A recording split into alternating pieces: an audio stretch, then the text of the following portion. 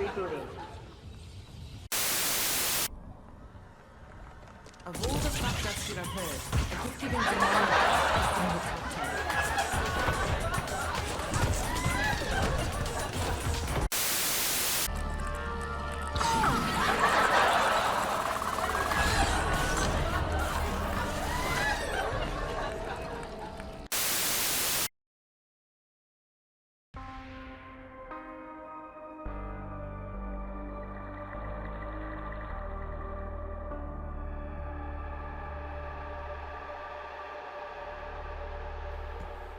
Hello, I'm Ayden.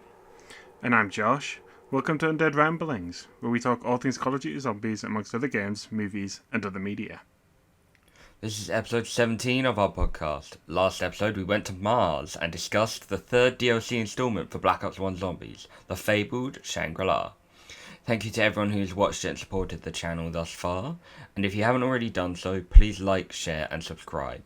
Josh is on the journey to reaching 9,000 subs by the end of the year, so go show him some love by subscribing and browsing the vast library of soundtrack content available on the channel. Any channel updates? No, not this week. No. Fairly standard fare. Again, just uploading Reckoning soundtrack this week, so... Beyond that, though, nothing else really. Cool. And just a reminder, we're scrapping the news section, so we're going straight into episode topics. So Right. this episode... Sorry, is me interjecting again. Oh, Jesus, Josh. I'm like a jump scare, you see. Right, so this episode we're going to cover the last Zombies map for Call of Duty Black Ops 6, Reckoning. So a big spoiler warning here that we're going to be covering a lot of the things that that happened over the Easter egg, as well as anything else in the map. I think it's worth saying that there's probably going to be a bit of a rant over this episode. It's not going to be our usual positive spiel, unfortunately. Yeah, there might be a bit of a negative slant towards the end, but we'll get to that when we get there. Yeah. So we'll see how it goes.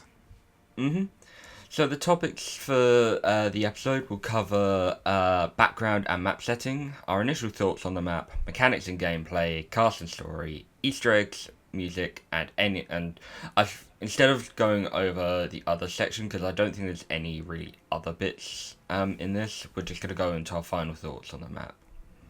I do have a thought for one, actually. I might just bring it up now while it's on my mind. I don't know if you've heard, but in Black Ops 7, there's going to be a map called Resurgence for Warzone, which encompasses all of the Liberty Falls maps. So that's been causing a bit of uproar recently, because our maps may have just been recycled Warzone maps for future content. Great.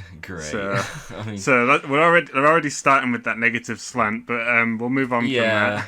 I mean, it's move on quickly from that. It's just the Warzone-ification of Call of Duty. Yeah. Through and through. They did it with the Alcatraz map. Oh, yeah, absolutely. So, yeah.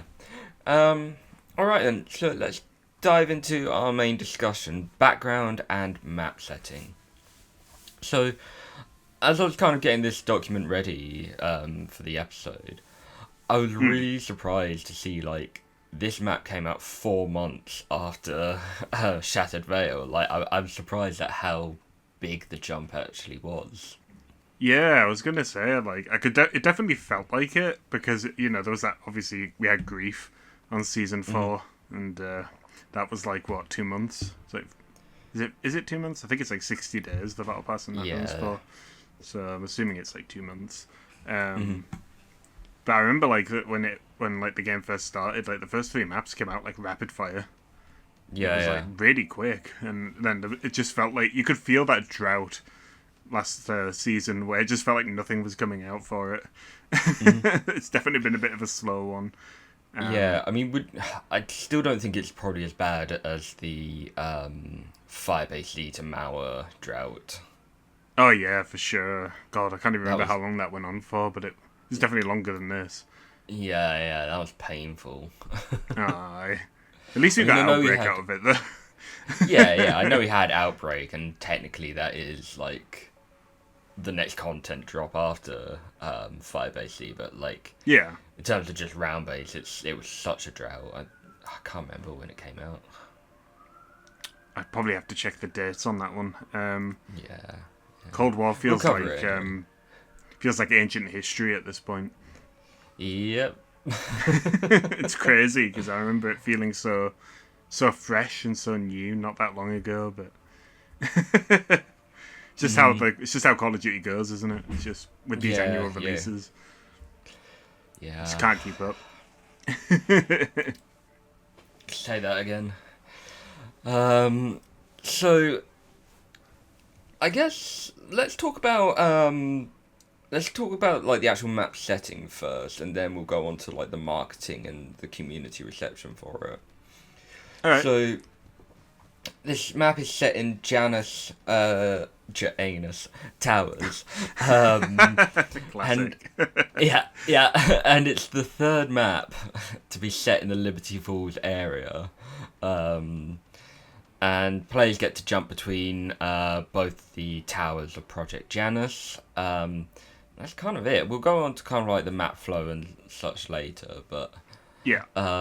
what's your thoughts on like this being like the third third map in the Liberty Falls area?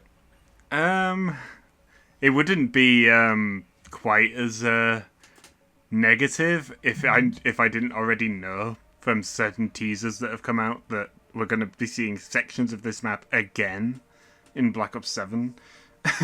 Which I think is just exhausting. Please, I'm Yeah. done with Liberty Falls. I don't want to see it in any capacity from this point on, please. This is what we get for saying like Liberty Falls was a good map at launch. It's like they took the tomb and they thought, you know what we should do? People like Liberty Falls, so let's just make all the rest of... That's what it is. It's the location. It's not the maps. It's the location of Liberty Falls. And like I say, it only looks worse when you take the resurgence thing into account. Yeah. It's funny because like when looking back at like Terminus and to some extent Citadel and certainly the Tomb, like they had such a good kind of like idea of like different locations that we were going to, and then we just end up lumped in like the same area that is kind of once again another facility, another kind of Project Janus place. So like it's just very uninspired. Absolutely. I was just gonna say it's just funny coming off the back of talking about Black Ops 1 and how varied and interesting that those maps were. With all the different locations, everyone felt unique, but it's just Liberty Falls, and more Liberty Falls in Black Ops 6, which is really unfortunate. Yeah, I mean, this kind of seems to be the trend of modern zombies, is that like probably ever since like Black Ops 4, we've just ended up with like very kind of similar locations. Like none of them seem as varied as what they once were. I mean, like look at Black Ops 4. Like one map we're on the Titanic, the next map we're in Delphi in ancient Greece. Like exactly, yeah. Like I say, I do think they had that up until Shattered Veil. I think like because the Tomb and Citadel were really, really varied and interesting visually, and then and then after that it's just been mansion in city, towers in city. Yeah. It's just been a bit stale, I think. What would you say? I know this is probably kind of going into a wrap-up discussion, but like, just in brief here, what would you say is the most zombies feeling map in Black Ops 6? Like, when I say that, I mean like classic zombies feeling map. Classic zombies, specifically. I'd honestly probably give it to Liberty Falls, gameplay-wise. Yeah. If we're talking like up to like Black Ops 3 or something, I would probably give it like Terminus. Yeah. Just because it does have that Zetsubo feel. I think they did a really good job with the atmosphere on that one. Yeah.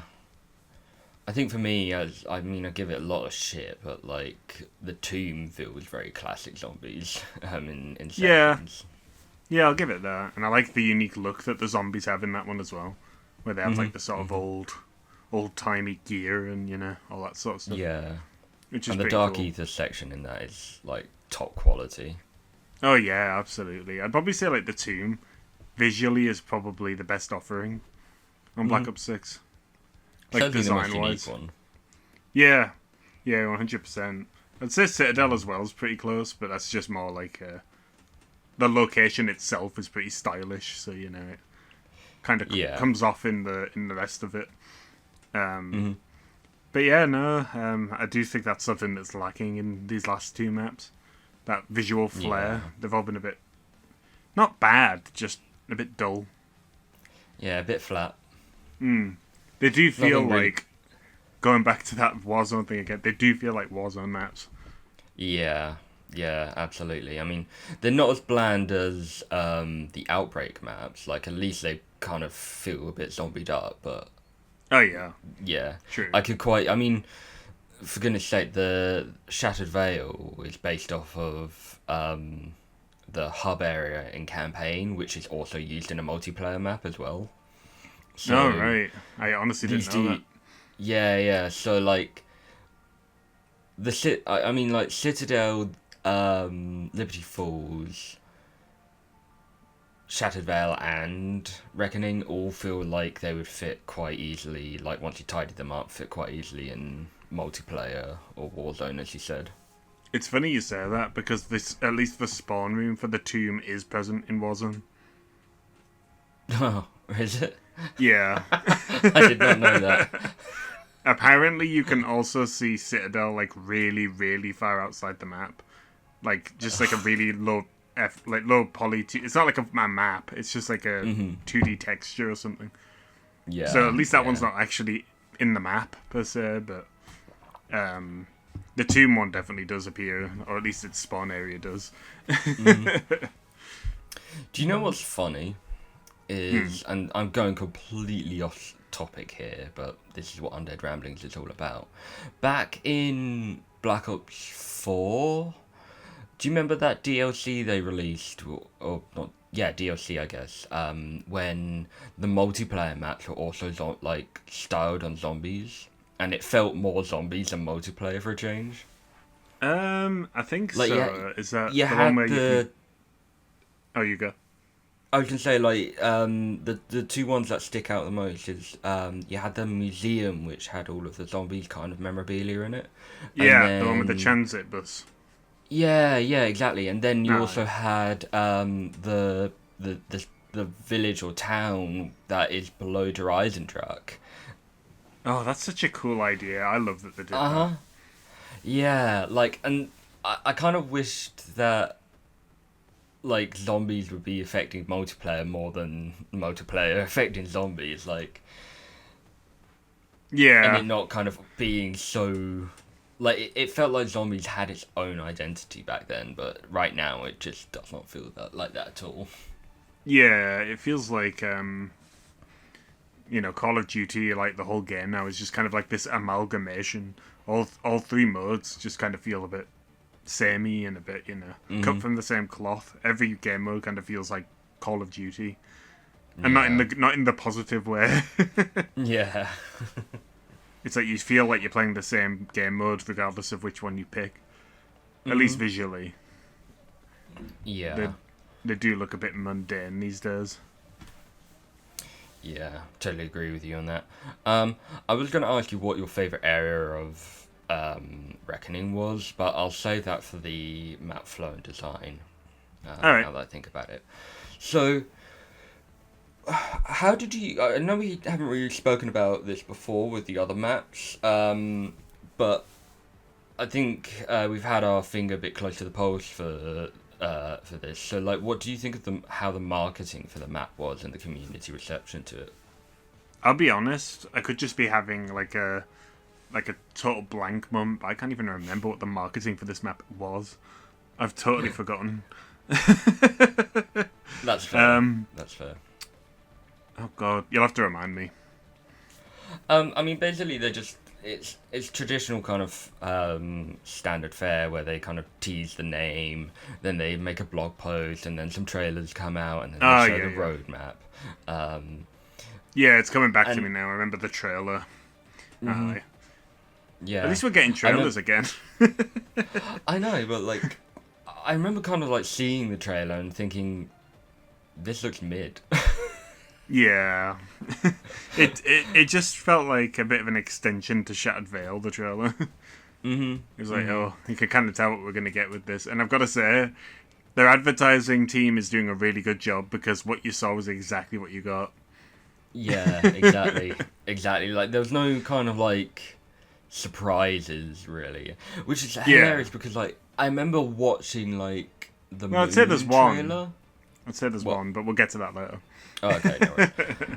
I remember distinctly watching the Moon trailer, like, after I watched the first Reckoning trailer, and what an absolute tonal kind of whiplash that was. Like, Yeah. Moon's actually felt like a final map. Yeah, absolutely. I mean, it kind of, like I said, going back to what I said before, it kind of feels like what it is. Like, this entire map just exists as a setup for Black Ops 7. Yeah. There is no conclusion exactly. to be found here. So, you know, I suppose that Yeah. makes sense. But, Yeah. like I said, they do their best to sell it like it's this big climax, but it really isn't. It's just a big cliffhanger more than anything else. Yeah, exactly. Never have I been more sad to read the words, "The story will continue." Dear Lord. But, sorry, I'm letting it leach in again. Okay, we'll put that to the side. You're good. You're good. I think the only kind of major thing I remember is like the community making memes of the new Wonder Weapon, saying that it looks like something out of High on Life. It does. It really does, yeah. Yeah. Good grief. I suppose the only thing to kind of wrap up. Oh no, we've got two things to wrap up this section. So, alongside I say alongside, it really came out a couple of weeks later for this map and kind of content drop. We got a new specialist weapon, Mr. Peeps. I haven't played with it, but you have. What do you think of it? It's alright. It's got a certain highlight, which I'm sure I've included as the intro skit. If I haven't, I really should have. But if you use him near Peck, in the window, in Terminus, he will attack Peck and start hitting him through the glass, which is absolutely hilarious. Honestly, that's canon in my opinion. It's basically the equivalent of the Kraushenko slap in Forsaken. I already know what your interest for that is going to be. Yeah, 100%. But the weapon itself, or the field upgrade itself, it's okay. Like I said, there's a lot of different functionalities to it. Like, you can make it function like a monkey bomb, or you can make it have like elemental pop, where all of the attacks, have like elemental effects like brain rot and stuff like that. I believe there's one more where you can make it attack primarily the strongest target in a group, so you can make it attack like Klaus, for example. Okay. There is the other upgrades. I think one of them, the minor augments. I think the other one lets you get a free box spin if you activate him next to the box, which is so disappointing. I'll admit, I was hoping it would be when he's active, it was better box luck, but apparently no. It's just one free box spin. I mean, I'm sorry, but that's not going to make me start using the box. Days anyway, so like, what use is that Exactly. That's what I'm saying. So it's like, but it's fun to use. I'll give it its due. It's fun watching him, fly around and hitting all the zombies. It's certainly worth the visual spectacle at the very least. Yeah. But it does take quite a while to recharge. I think it might need a little bit of a faster cooldown, in my opinion. Okay. But other than that, it's fun. I'll just say that it's not going to bring you back to the game if you're not playing it, but it's a fun distraction. I think that segues quite nicely into kind of what I was going to ask next, or ask/comment next about it. Like, why? I don't understand the mindset of why they didn't release this at the launch of the map. Like, why did we have to wait 2 or 3 weeks after Reckoning dropped when most of the player base has kind of dropped off? I'm imagining it's probably just for engagement because they've gone for this more like tiered release strategy with Black Ops 6, where the events are where you get your items, so they want you to keep playing consecutively from launch. That's my guess. But I feel like a lot of people like yourself are going to see Mr. Peaks in the event and be like, I'm not coming back 2-3 weeks down the line just to get Mr. Peaks. Exactly. I mean, like, here's the thing. Like, I've already completed Reckoning's Easter egg. I know we're going to go back and play it, and I might go back and play through the maps anyway, and I might play it every so often, but like, I don't have any real reason to go back. And so, like, there's absolutely no, like, I didn't even know Mr. Peaks was out at the time of recording this, so, like... I think... It's just totally obsolete for me, and, like, I've got no ambition I've got better things to play or do than go in and get a specialist weapon that I'm probably likely never going to use anyway. Yeah, absolutely, like, what was I going to say? Like I said, they've made like a habit of doing this, like the whole tiered approach, and it's like with the limited time modes that they've put stuff behind as well, where it's like ever since the Seth Rogen one not that long ago, I haven't even, like, the last 3 modes. I don't think I even really touched. I didn't play the Abomination one at all. What's the other one?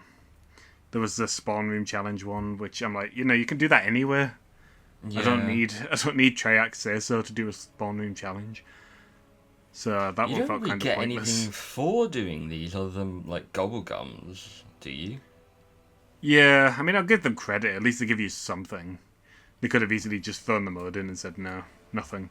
So at least there's something to strive for. Like, I think for the Starting Room Challenge, it was like round 40 or something like that. And what do you get for it? Just Gobblegums. So the stuff that you earn in-game anyway over time. Yeah. Or if you really want to, you could buy outright. Aye, pretty much. But like I say, if you don't play it that often and you're looking for a quick boost, then I guess that's one way to do it. That's true. I suppose, like, I'd want something a bit more meaningful, like maybe a character skin or a calling card. Trust me, you wouldn't. Well, because half of the goalposts on this have been so ridiculously high with some of these events that they're almost impossible to get. Like the cranked, what was it? Like the calling card that they brought out that was unique to that, which thank God didn't look that great because it was such a pain to get. Mm-hmm. It was like wasted. Like I'm sure we mentioned it in whichever episode it was where that came out. Where it's like you have to waste Gobblegums to get Gobblegums because it's impossible to do without them. Because you just don't have time. So exactly. It's like, why would I want to do that? You know what I mean? I get that these modes like might seem a bit fun, but it's only surface level at best. Like there's no kind of. What was it, the one that I tried out? It was the Seth Rogen one now. I tried that out for all of 5 minutes, got bored. Oh, did you actually? Turned it off, yeah. Oh, God. I didn't know that. The other one's the Liberty Falls Christmas one. I remember that one. I gave that, like, 10 rounds worth, and then got bored and turned it off. I was like, I'd rather play normal Liberty Falls. Yeah, I agree. Like, the limited modes, rather, in this particular game have felt very, I don't know, run-of-the-mill and very uninspired. Yeah. I've not really been that impressed by them. I'm honestly, like, if they weren't limited time, I don't think I would have gone back to them regardless. I don't think I would have ever touched, like, almost any of these modes again, except maybe the Starting Room Challenge one. Because that one was just, just silly fun if you just wanted a quick game. Yeah, and I mean, out of the two of us, you're more kind of, you find more enjoyment out of zombies now, or right now, than I do. So, like, for people like me, it's who only really now play the maps when they come out. Like, Yeah, it's just not worth it anymore. it really isn't. Like you say, you're better off just waiting till the event's over and playing it normally. And even if there is like weapons or like specialist stuff that's locked behind the kind of progression bar, it goes into the armory anyway for you to kind of earn through getting XP. Which, don't get me wrong, I don't mind. I'm glad that they kind of give people that option so they don't miss out. But again, it just takes away any kind of reason to play the limited time mode. Yeah, 100%. Like you say, I wouldn't stir them on because you know they'll find any excuse to take it from you and make you have to pay for it again. Just like Exactly. Advanced Warfare and Black Ops 4. Yeah. Yeah, absolutely. Right, let's go. I'll let you go over the map brief, and then we'll go into our initial thoughts on the map as a whole. Alright, sounds good. So, is this the initial thought you want to cover? Yeah, but I'll let you kind of go over the map brief first. Map brief, where are we? Bear It's with me. just above initial thoughts. Oh, yeah, I see it. Okay. So for this map again, like we said before, you're in Janus HQ, which is the towers that you can see from the big falls. So the goals of this particular map are to stabilize the ether reactors, unleash a central artifact, and complete the mission that began on Terminus Island.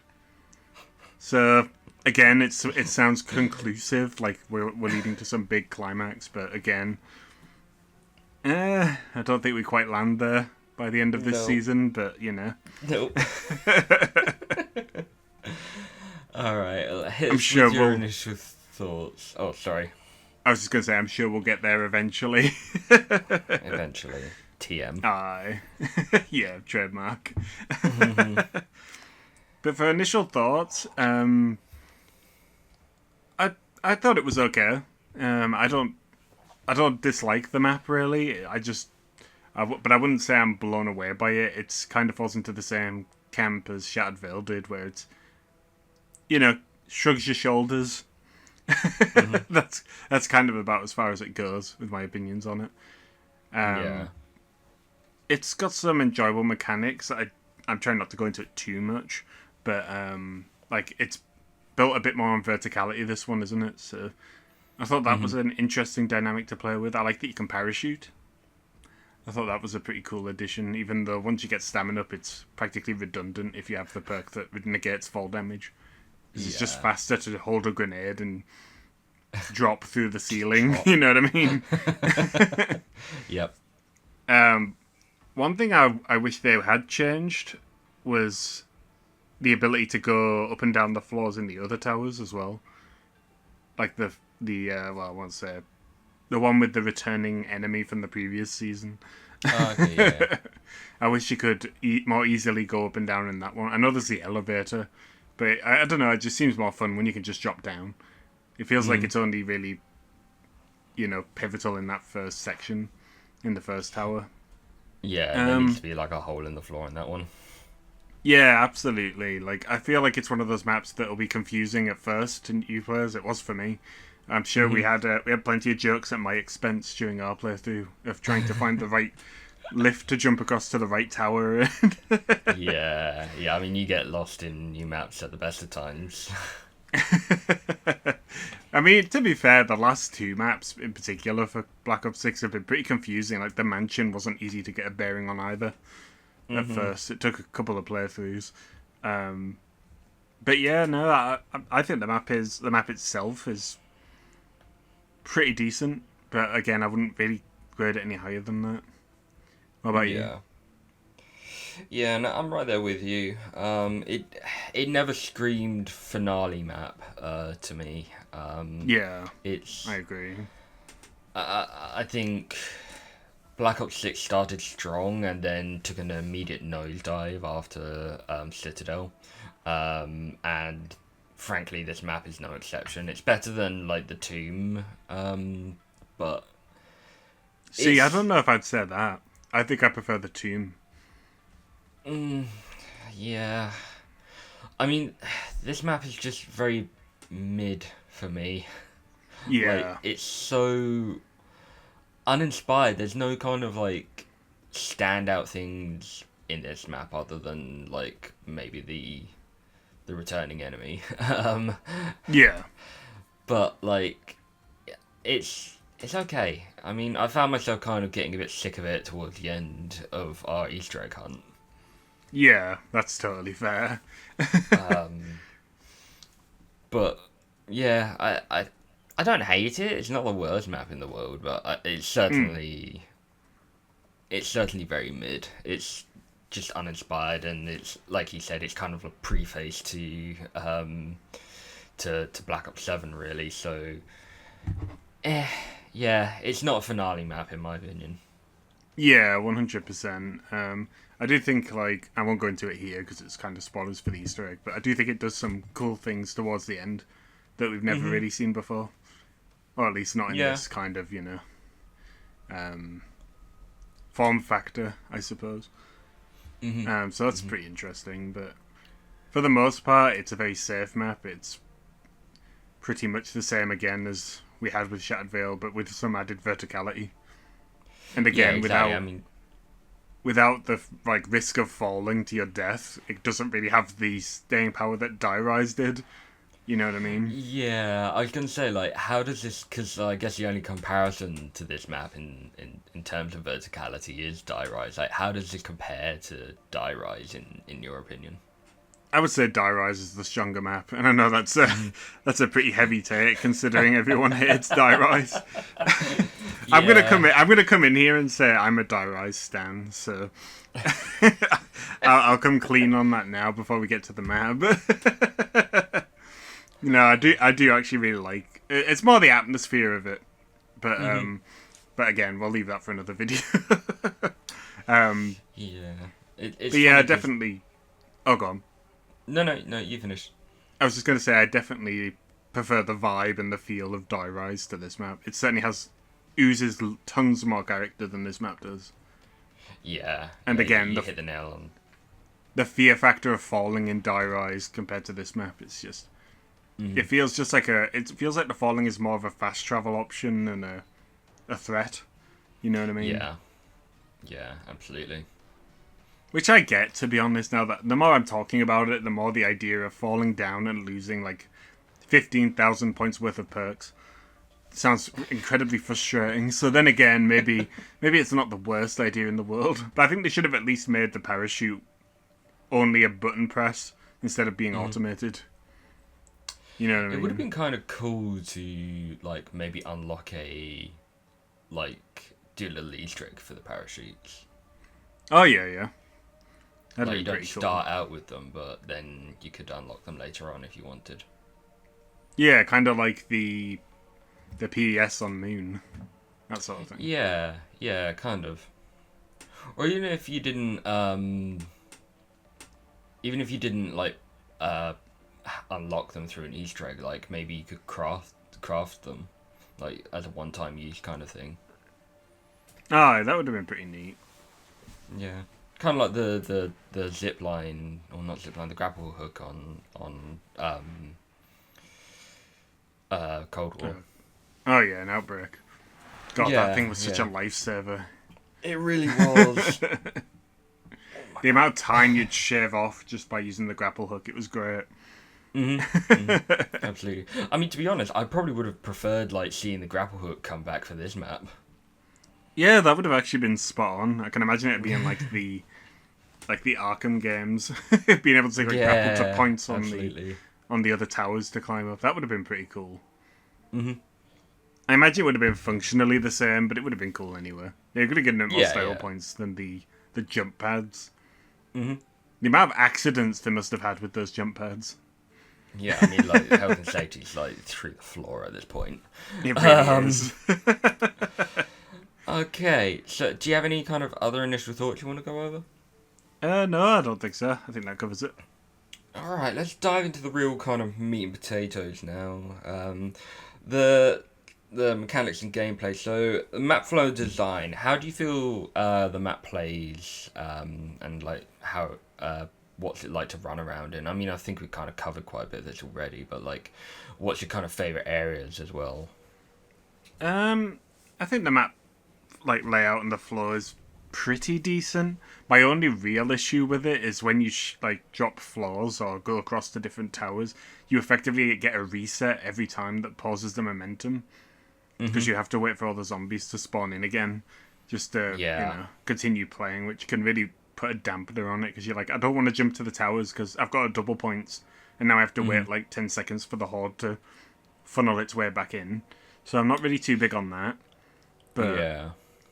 I prefer the flow in the... Is it Tower 2? Is that the one you start in? I think it is. The one with the director's office and all that. And all the flowers and all the flower room and spawn. Yeah. Yeah, the one where you can jump up and down, like, you know, directly through each floor. I prefer to be in that one than the other tower that we have on offer. Yeah. Just because it's easier to get around in that one, but... Or at least until you have to go back up, I suppose. Because it's like, why is there... Is everyone expected to, like... I'm just thinking of this from, like, a workplace standpoint. Why do people have lifts? Why do they have the lifts from the reception to the mutant, like, research lab? But no higher? Do they have to crisscross the towers themselves to get up to the top floor? Do you know what I mean? Yeah, like, the moment you kind of, like, break down the actual functionality of these places, it goes, like, out the window. It really does. It's crazy. Like, can you imagine, like, Edward on his, like, way to his office, like, having... just coming through the bottom floor, like, going up to the, up to the flower room, padding over to the second tower, taking another elevator up, saying hello to the Dark Ether entity, jumping back over to the first tower, and then walking into his office, like... And how do you get to the offices on the lower floors?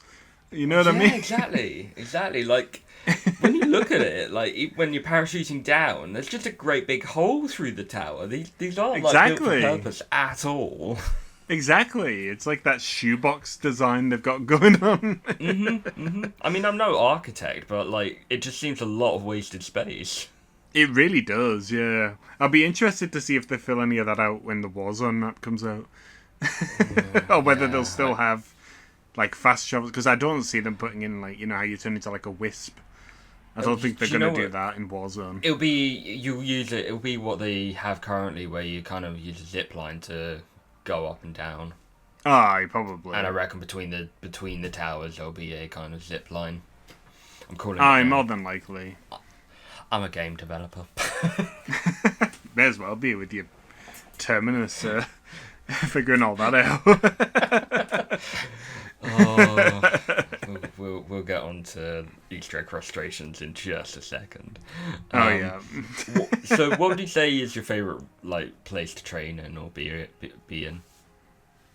Now this is a weird one, right? Because I find that most of the map is too easy to train in, so I'm constantly looking for places that are actually harder to train in. This map is so open, and the zombies come in so slowly.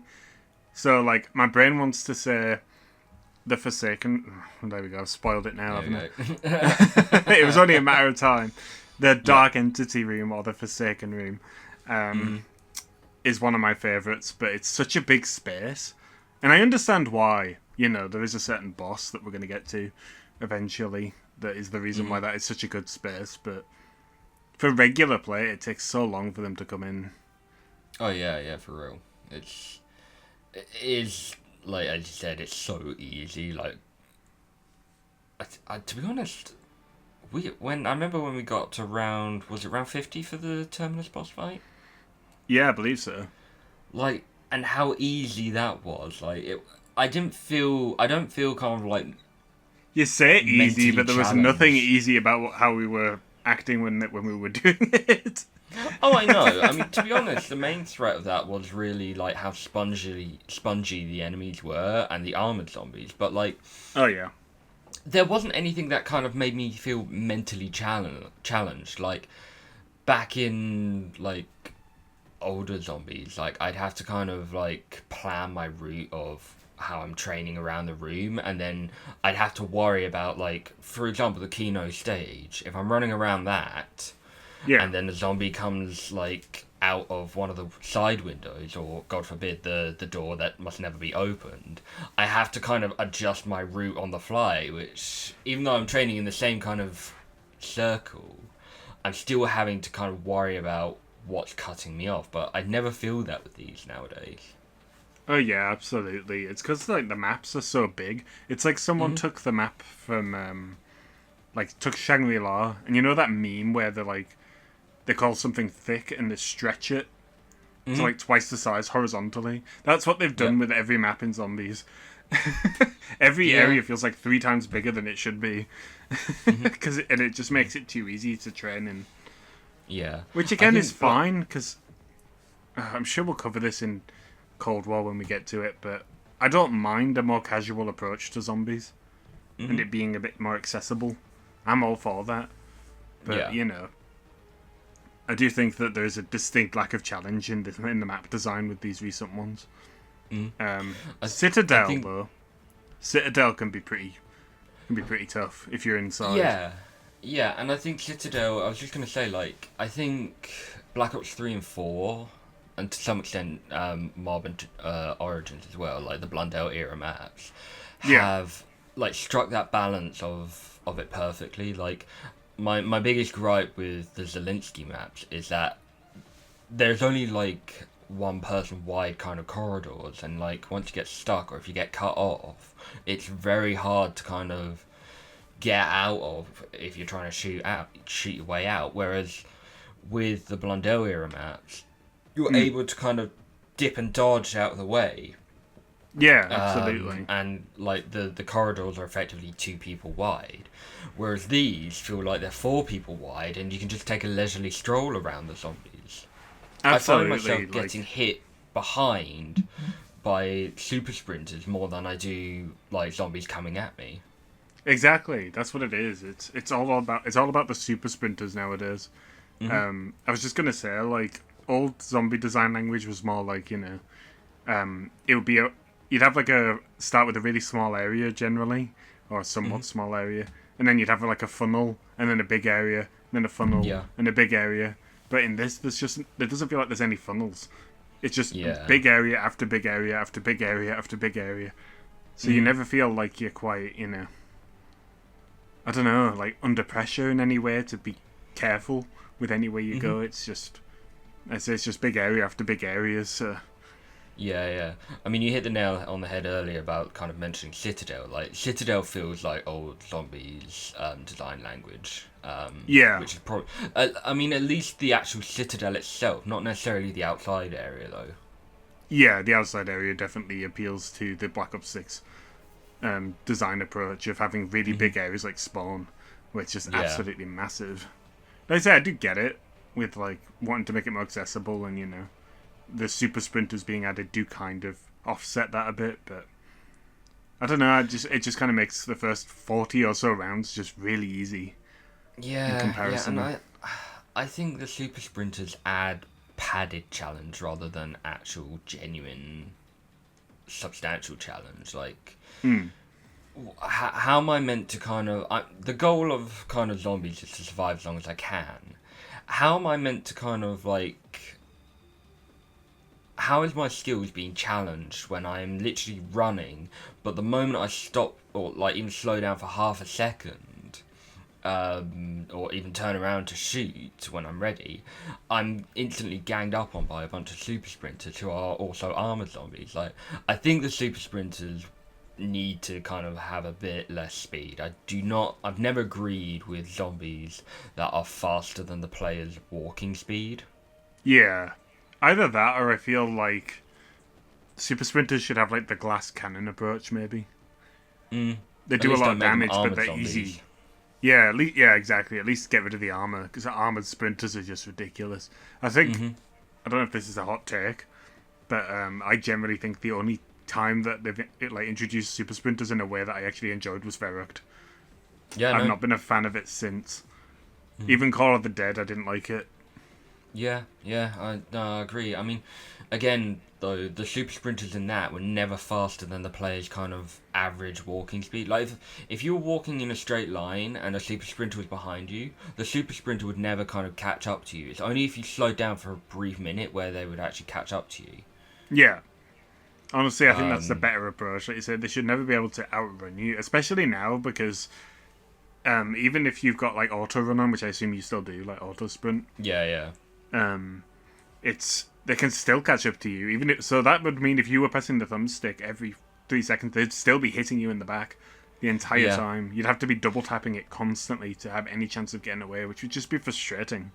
This is going to be a very hot take, but I think they need to do away with tac sprint, and just have it as auto sprint as usual, like they did in, was it Black Ops 4? Well, you're in luck because Black Ops 7 does not have tac sprint. Oh, okay, that's good. I mean, that's the only positive I'm taking from that right now. It's getting ahead of yourself. yeah. Right. Shall we kind of go over some of the other kind of bits in the mechanics and gameplay? Yeah, sure. So, unless you have more to kind of say over the general kind of. I was going to say, are we still on that topic? Like, yeah, we talked about that for like 10 minutes. I've lost track. Warn you, it was going to be a ranty episode, folks. So, this map introduces a new wonder weapon, the Gorg effects. It's the most underwhelming weapon going.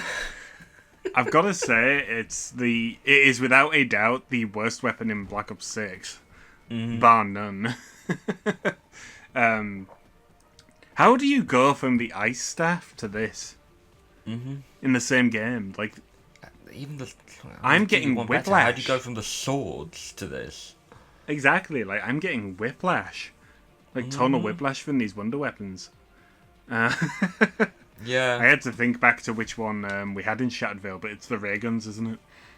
Yeah, it's funny because like this map and Terminus are the only two maps that have and Citadel are the only three maps that have a unique wonder weapon in it. Exciting times, eh? But it's just another wonder weapon pistol, and compared to the other ones that we've had in the past, this one it does not cut it.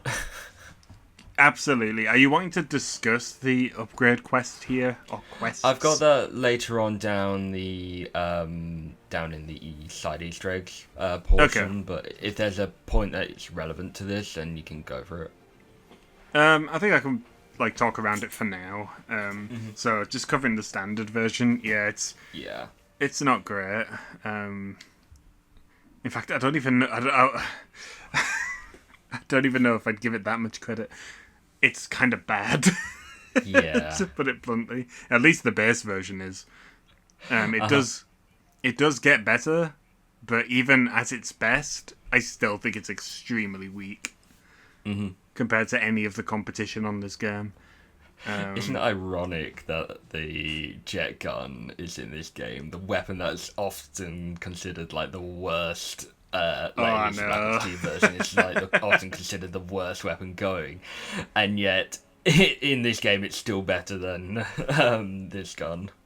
I was sitting with bated breath, waiting for it, assuming that they were going to patch it to make it better, but no such patch, to my knowledge, has come through. So I was convinced it was a bug or something. Yeah, but from what I'm gathering, no, this is actually what we got, and it's the first. It's the first Easter egg in a while that's had a wonder weapon where I'm like, should I take it into the boss fight? No. Because it's just not good enough. Well, it's I've not taken worth it into taking the boss fight, and it can clear some hordes, but it's very temperamental. Especially if you don't bother with the upgrades as well. Yeah, and even when you do the upgrades, the single shot is wank.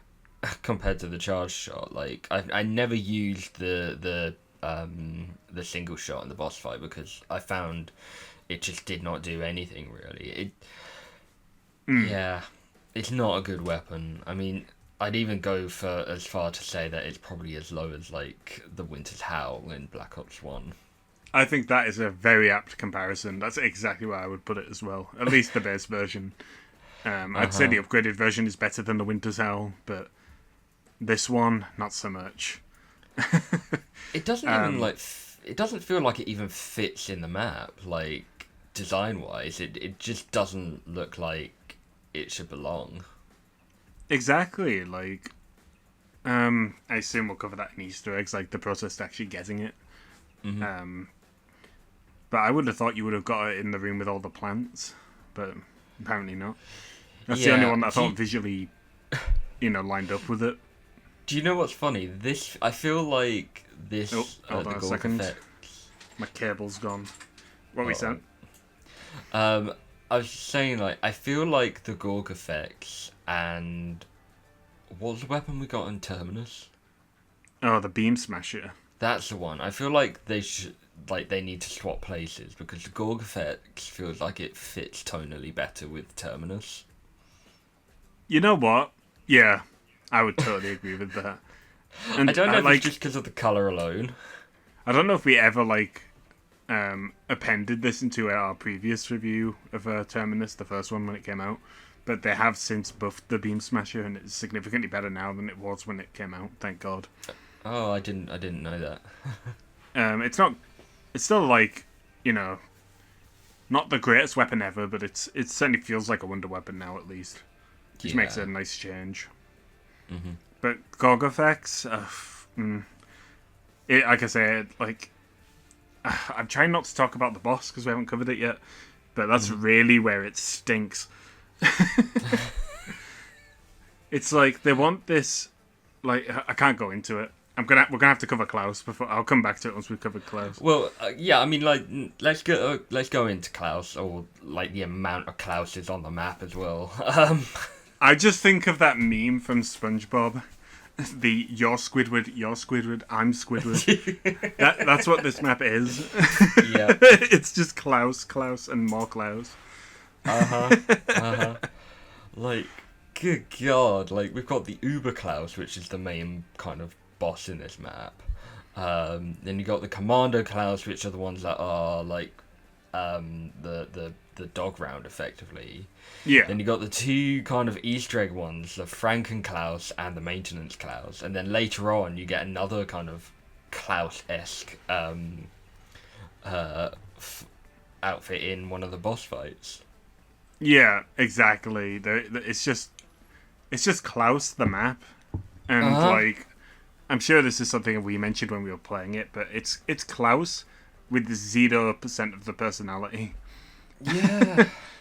He just talks like any generic bad guy. Like the floating ones are better, but the Uber Klaus one is just kind of a bit dull. He does have a few decent lines, I suppose, but yeah, for the most part, he's very forgettable. I don't know. I was just gonna say I wouldn't say that the original Klaus was the best writing ever either, but he certainly had more personality. He's the funniest character that Craig has ever written. I was going to say, depending on if he is actually still there, the Forsaken might be. But we'll get to that, I'm sure. Yeah. You and I have our gripes with the Uber Klaus, though, don't we? Oh, you missed another Klaus, actually. Well, technically, all right. I suppose. I don't know if you want to call it a different one, but the certain boss fight to get Gorg effects. I don't know if that counts as a unique one. I didn't really kind of count it as a unique one, but it's same vein, really, but yeah. Just visually distinct. Yeah. We don't like the Uber Klaus that much, though, do we? I think he's better post-patch, but at launch he was insufferable. Have they patched him since? I think it's been since we last played it. He's been patched. Okay, I'm completely out of the loop in terms of recent patches. No. It was when we last played it. He was already patched. So if you didn't like him then, you won't like him now. Fair enough. Like I said, I don't think he's still that enjoyable to fight, but he's better. He's tolerable, which isn't exactly the word you want to use for your boss. I tolerate him. You know what I mean? Yeah. I think I you will and I say. kind of... Oh, go on. No, you first. So just to clarify, considering how confusing this all is, we're talking about Uberklaus here. Because I realised that there's about 5 different versions. So we've got to specify which one we're talking about. Yeah, Uberklaus is the what's the word? Elephant in the room on this one. Yeah. Oh, what were you going to So, say? what did they... When they patched him, what did they do? Did they lower the health, or... It feels like it, yeah. And they Okay. buffed Napalm Burst's damage as well, so it does Right, a little bit more damage to him. Yeah, I mean, I think yours and my biggest gripe with him was the shields on his back felt very inconsistent with how much damage he did to them, and at least at launch, he just ended up being a bit of a bullet sponge, didn't he? Yeah, he feels like the Panzer on Origins, just for the entire game, and getting stronger every time you see him. So it just kind of I'll say it now. Like, it's probably going to get me cancelled, but if you had to fight the Panzer on Origins with just guns every single time, it would be the most tedious thing in existence. The reason that it works is because you get the staffs and you're overpowered, and you can blast him away, which ties back to Gorg effects, because it is absolutely useless against him.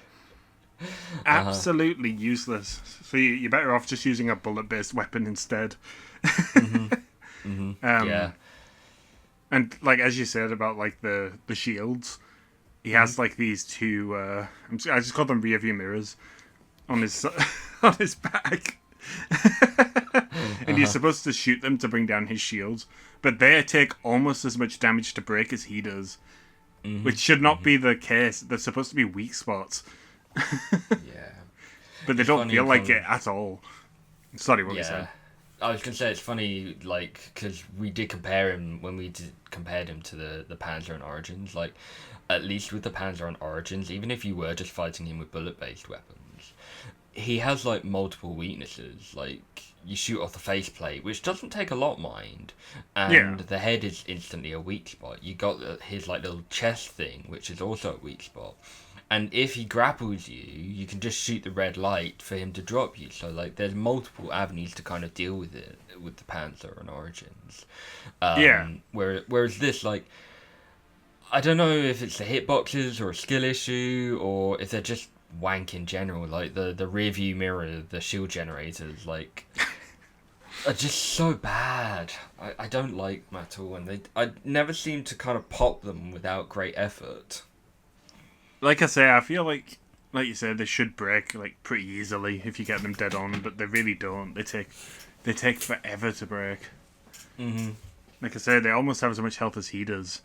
It's outrageous. And then even if you do break one, you can damage him a little bit until the other one, like the other shield comes on, and you have to break the other one. So there's no point even targeting him whatsoever until you've broken the rear view mirrors.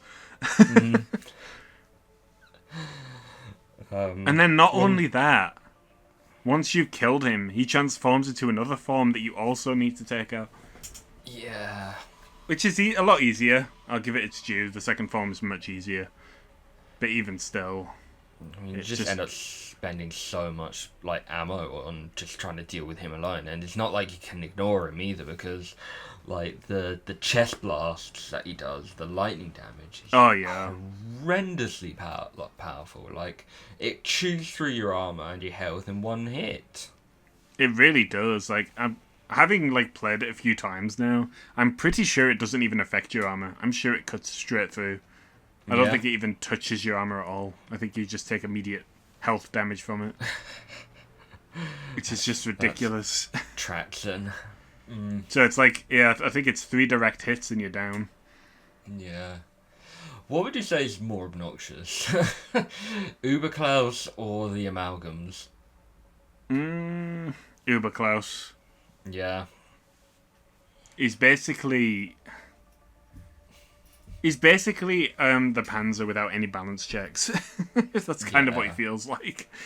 Yeah, At least the amalgams don't overstay their welcome. absolutely. If you want to know what true hell is, it's being the only one fighting a Klaus on a 4-player match with randoms, and no one else is coming to help you. Oh my lord! It's like you said. Yeah, I know you mentioned like it could be like a skill issue thing, but I really don't think it is. He's just not. He's not hard to fight. He's just annoying, Yeah. and he's tedious. He's just not engaging. You know what I mean? Yeah. I mean, he keeps. I mean, I'll give him that. He does. I do like having an enemy that keeps you on your toes because we haven't had one of those in donkeys. So I do appreciate, having to be a bit more cautious with one of the bosses for a change. I remember saying that at launch. I thought that Klaus was quite intense, and I really quite liked that. But it very quickly devolved as the rounds got higher and higher into something out of Beast from Beyond, where the enemies Yeah. just cannot be killed, and you die like instantly when you turn a corner. Yeah. I mean, I think Black Ops. When was I saying? I think I was saying this during the boss fight, like the main boss fight. Black Ops 6 feels almost. It's verging on the Exo Zombies or Beast from Beyond issue where, like, there's a lot of special enemies in this now. Yeah. I think it was the boss fight because, like, there was the doppelgasts, the zombies, Parasite. Oh, not Parasites. Vermin. parasites. Oh, yeah, there is vermin. Parasites. Yeah. Yeah. I mean, for goodness sake, the kind of when you have later on in the Easter egg when you have to kind of fight the Mangler, they throw all things at you at that point. I dread Yeah, to think what it would literally. be like at a higher round when you have Uberclaus and Doppelgasts in there as well. Can you imagine? But it's fine because there's no amalgam, so it's all good. You say that, but in the hardcore boss fight, they're in there. Oh, are there? Yeah. Well, good thing I'm never doing that then. I'm assuming as well that given that doppelgasts can spawn, not doppelgasts, sorry. What do you call them? What's the zombie called that like controls all of them again? The one that comes out the container. I've had a total brain fart and I can't remember his name. Disciple. Yeah, the Disciple I believe can make doppelgasts into amalgams if he's left alive long enough. So That's hilarious. so he probably is in the map, like properly as well. God, can you imagine like how obnoxious that would be? Yeah, absolutely. At least they're only like a limited time feature. They don't last for the whole true. match.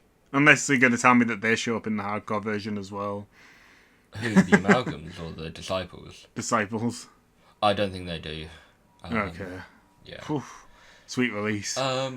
Is there anything else you want to kind of cover with the many Klauses or any other kind of mechanics in gameplay? Well, we didn't really touch on the commando ones, if you want to go into your thoughts on that one. I mean, I don't really have any kind of major thoughts on them, to be honest. They're standard kind of max ammo round fare, really. Yeah. I'm really struggling to think whether I enjoy kind of like these kind of enemies that kind of run up to you and explode, or enemies that are like traditional dogs where they kind of just run up and attack you a couple of times. Yeah, like the Like ones in Shattered Vale. yeah. I mean, I would think those ones, you and I kind of came to the agreement that those ones seem to be the better versions because like they don't explode as soon as they come up to you, but like if you do damage to them, then they'll explode. Yeah, I feel like that's a lot more fair because it feels more like it's on you for blowing one up so close rather than like the Tormentors, is it, from Cold War that exploded on Yeah. impact? Yeah.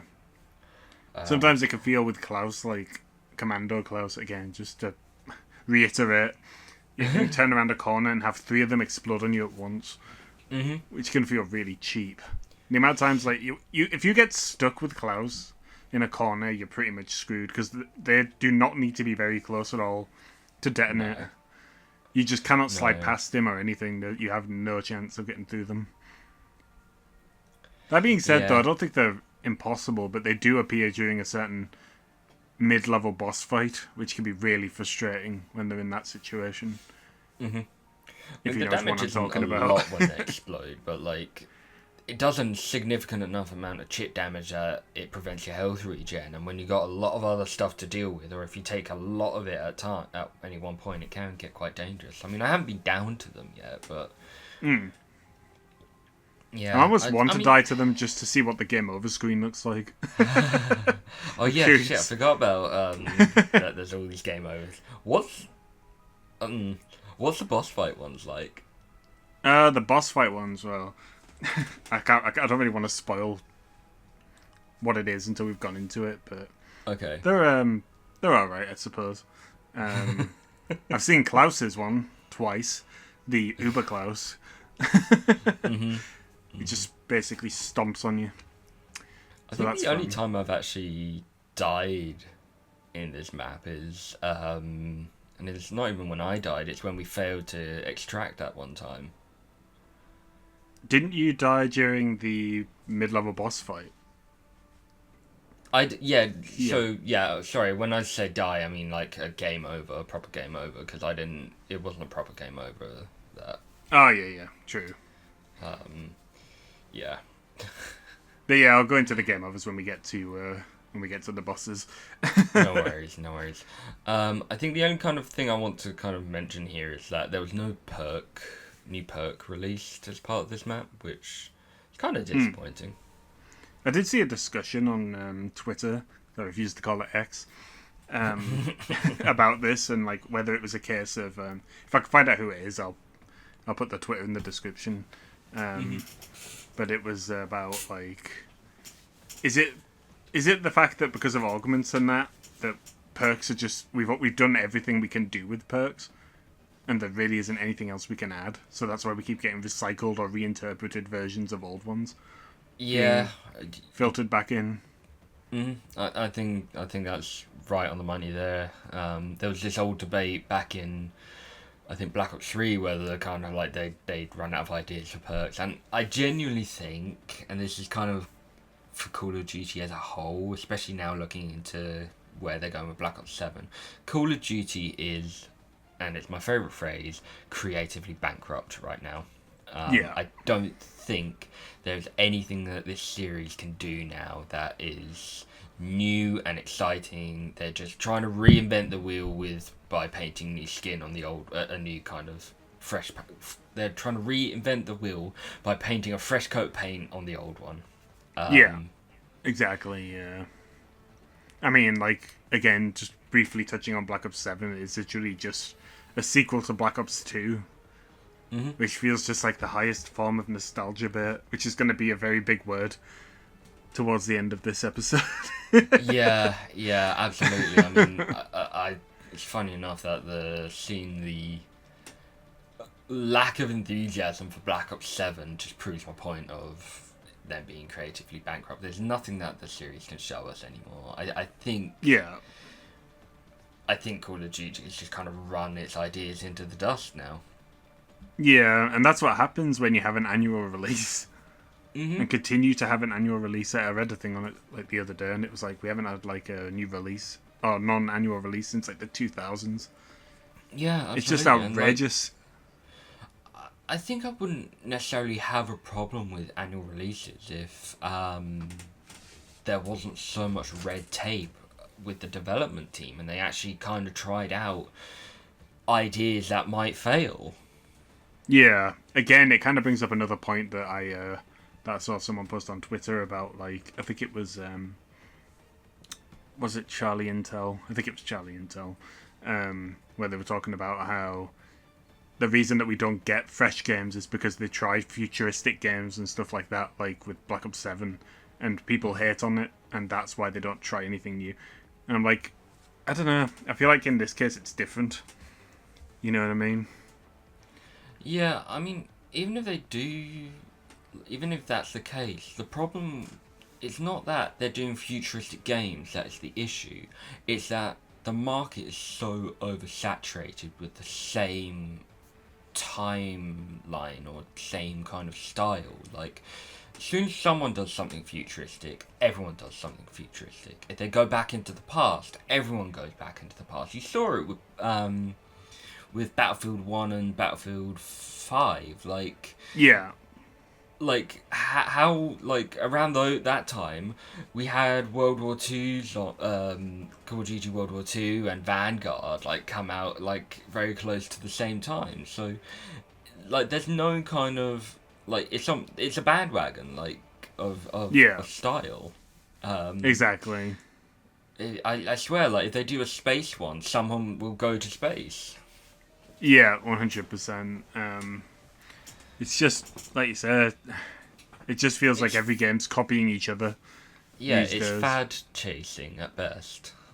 Absolutely, and it's typically, at least what happens most of the time is the person that did it first typically does it the best. Mm-hmm. So, look at Fortnite. I've got my issues with Fortnite, but I can't deny it. It's not like it's unsuccessful.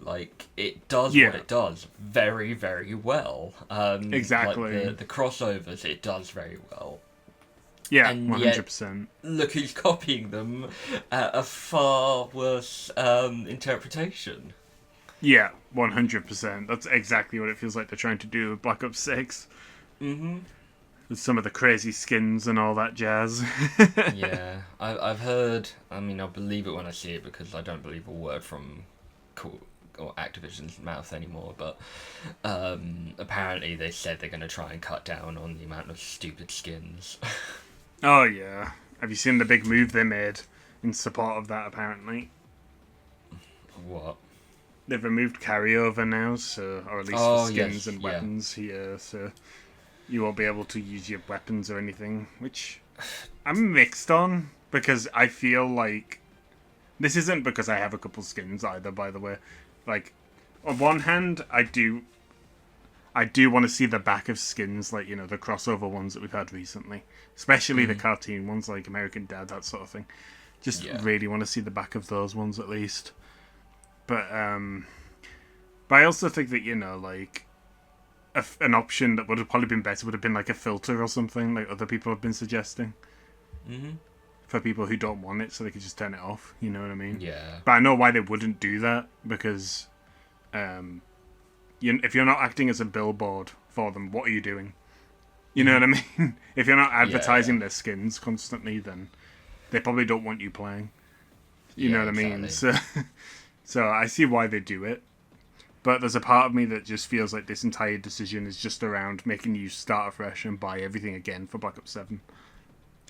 Didn't they do that anyway? Not crossover skins. You can't play as Scream or is it Scream? From Cold War in anything, can you?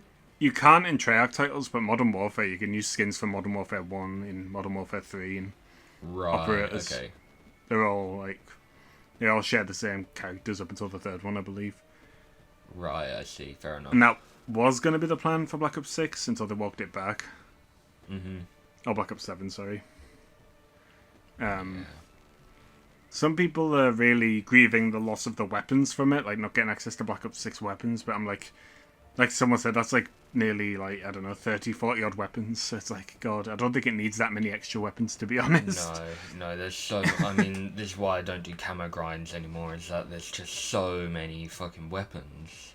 Most of them are melee weapons as well. It was Cold War and the amount of melee weapons that were there. And no. I don't want to grind through... if I wanted to go, fight things with melee, I'd go play WWE. Exactly, yeah.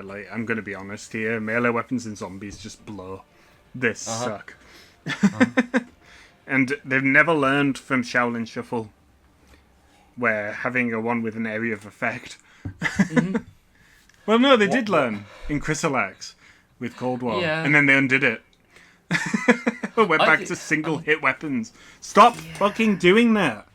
Why are there melee weapons in my first-person shooter game? And why are there skateboards? Why are there boxing gloves? Yeah. I mean, it's cool when they introduced them in Black Ops 3, but then they just decided to What melee weapon can we make now? Oh, I know, your nan's sandal. Pretty much.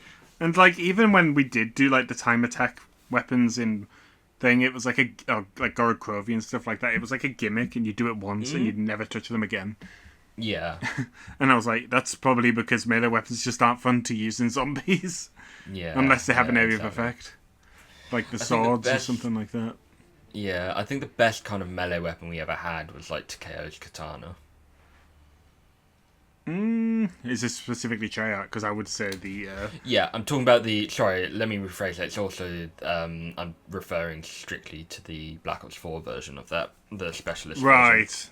I was thinking of the Path of Sorrows from Revelations. I was like, isn't that one just the same as the other ones? Yeah, it's Takeo's katana. It's the same... that's the same in Black Ops 3, but I'm talking about the Black Ops 4 version. I mean, to be honest, you got the hammer in that as well, which is also very, very fun. True. But I just never felt, even back then, like, God, I wish I could level these up. Yeah. Never once did that thought cross my mind. I just hate using melee weapons in zombies. Yep. Let me kill like 10,000 zombies with melee just so that I can get a camo for it. That's all I've got left to get on like weapon levels is melee weapons, and it has been an absolute slog. I hate it. I don't understand what the point of putting levels on melee weapons are. Like, you don't unlock any attachments for it. Like, honestly, if they did something like what Battlefield 4 did, where you got the bipod knife, that would have been fucking hilarious. That's true, yeah. Like, if I'm going to hit them with a skateboard for, like, 60 rounds, I want it to be, like, on fire or something by the time I've done it. And burning them and stuff, you know what I mean? Yeah, absolutely. I don't think, like... Honestly, correct me if I'm wrong, leave a comment if you enjoy using melee weapons, because I am genuinely curious whether there's actually, like, a subset of people there that do enjoy grinding melee weapons in zombies, because they've got to be doing it for somebody, right? Yeah, you know what I mean? You think. There has to be a market for it. Either that or they just... Nobody really does it, but it's in multiplayer, so... That's what I'm thinking, like, it's just because it's in multiplayer, so they're like, well, we have to add it now. yeah, exactly. I mean, I think... just kind of my final thought on this, because I know we're, again, getting vastly off topic here, but, like, I will give credit where credit's due. At least in Black Ops 6, melee is its own kind of dedicated button, or, like, the melee weapon is its own kind of dedicated thing. It doesn't take up a proper weapon slot. Yes, yeah, I would totally agree with that. Doesn't it do the same in Cold War, where it's like instead of a sidearm you get it? Something like that. I can't remember. I think in Cold War it takes up its own weapon slot. Aye. I mean, if you're wrong, grinding I it for believe camos, I that's the suppose. That's probably fair. Yeah. But I mean, I greatly appreciated in like Citadel where I picked up one of the swords and it didn't take up one of my two kind of normal weapon slots. I mean, it doesn't make a difference to me because I'm using only one kind of gun anyway, but I appreciate it for what it is. Yeah, no, I totally agree. It's nice to be able to have a dedicated spot for it instead of replacing one of your guns or something like that. Yeah, no, I totally agree. Alright, do you want to move on to cast and story then? Yes, sure. So I've kind of broken the cast and story down, or the cast bit, into little like subsections here. So we've got the main cast, the tag-alongs, the extra, or the extras, the comic relief, and the eternal rivals. So let's start off with the main cast, the Terminus crew. Now we've spoken about the Terminus crew. What was that in Citadel or the Tomb, where like how we think they were doing? I think it was Shattered Veil. I think it was towards the end of that. Yeah, it could be.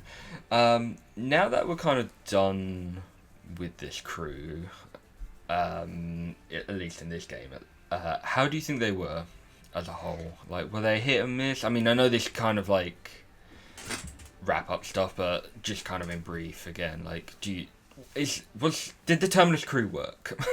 And how are they in this map? I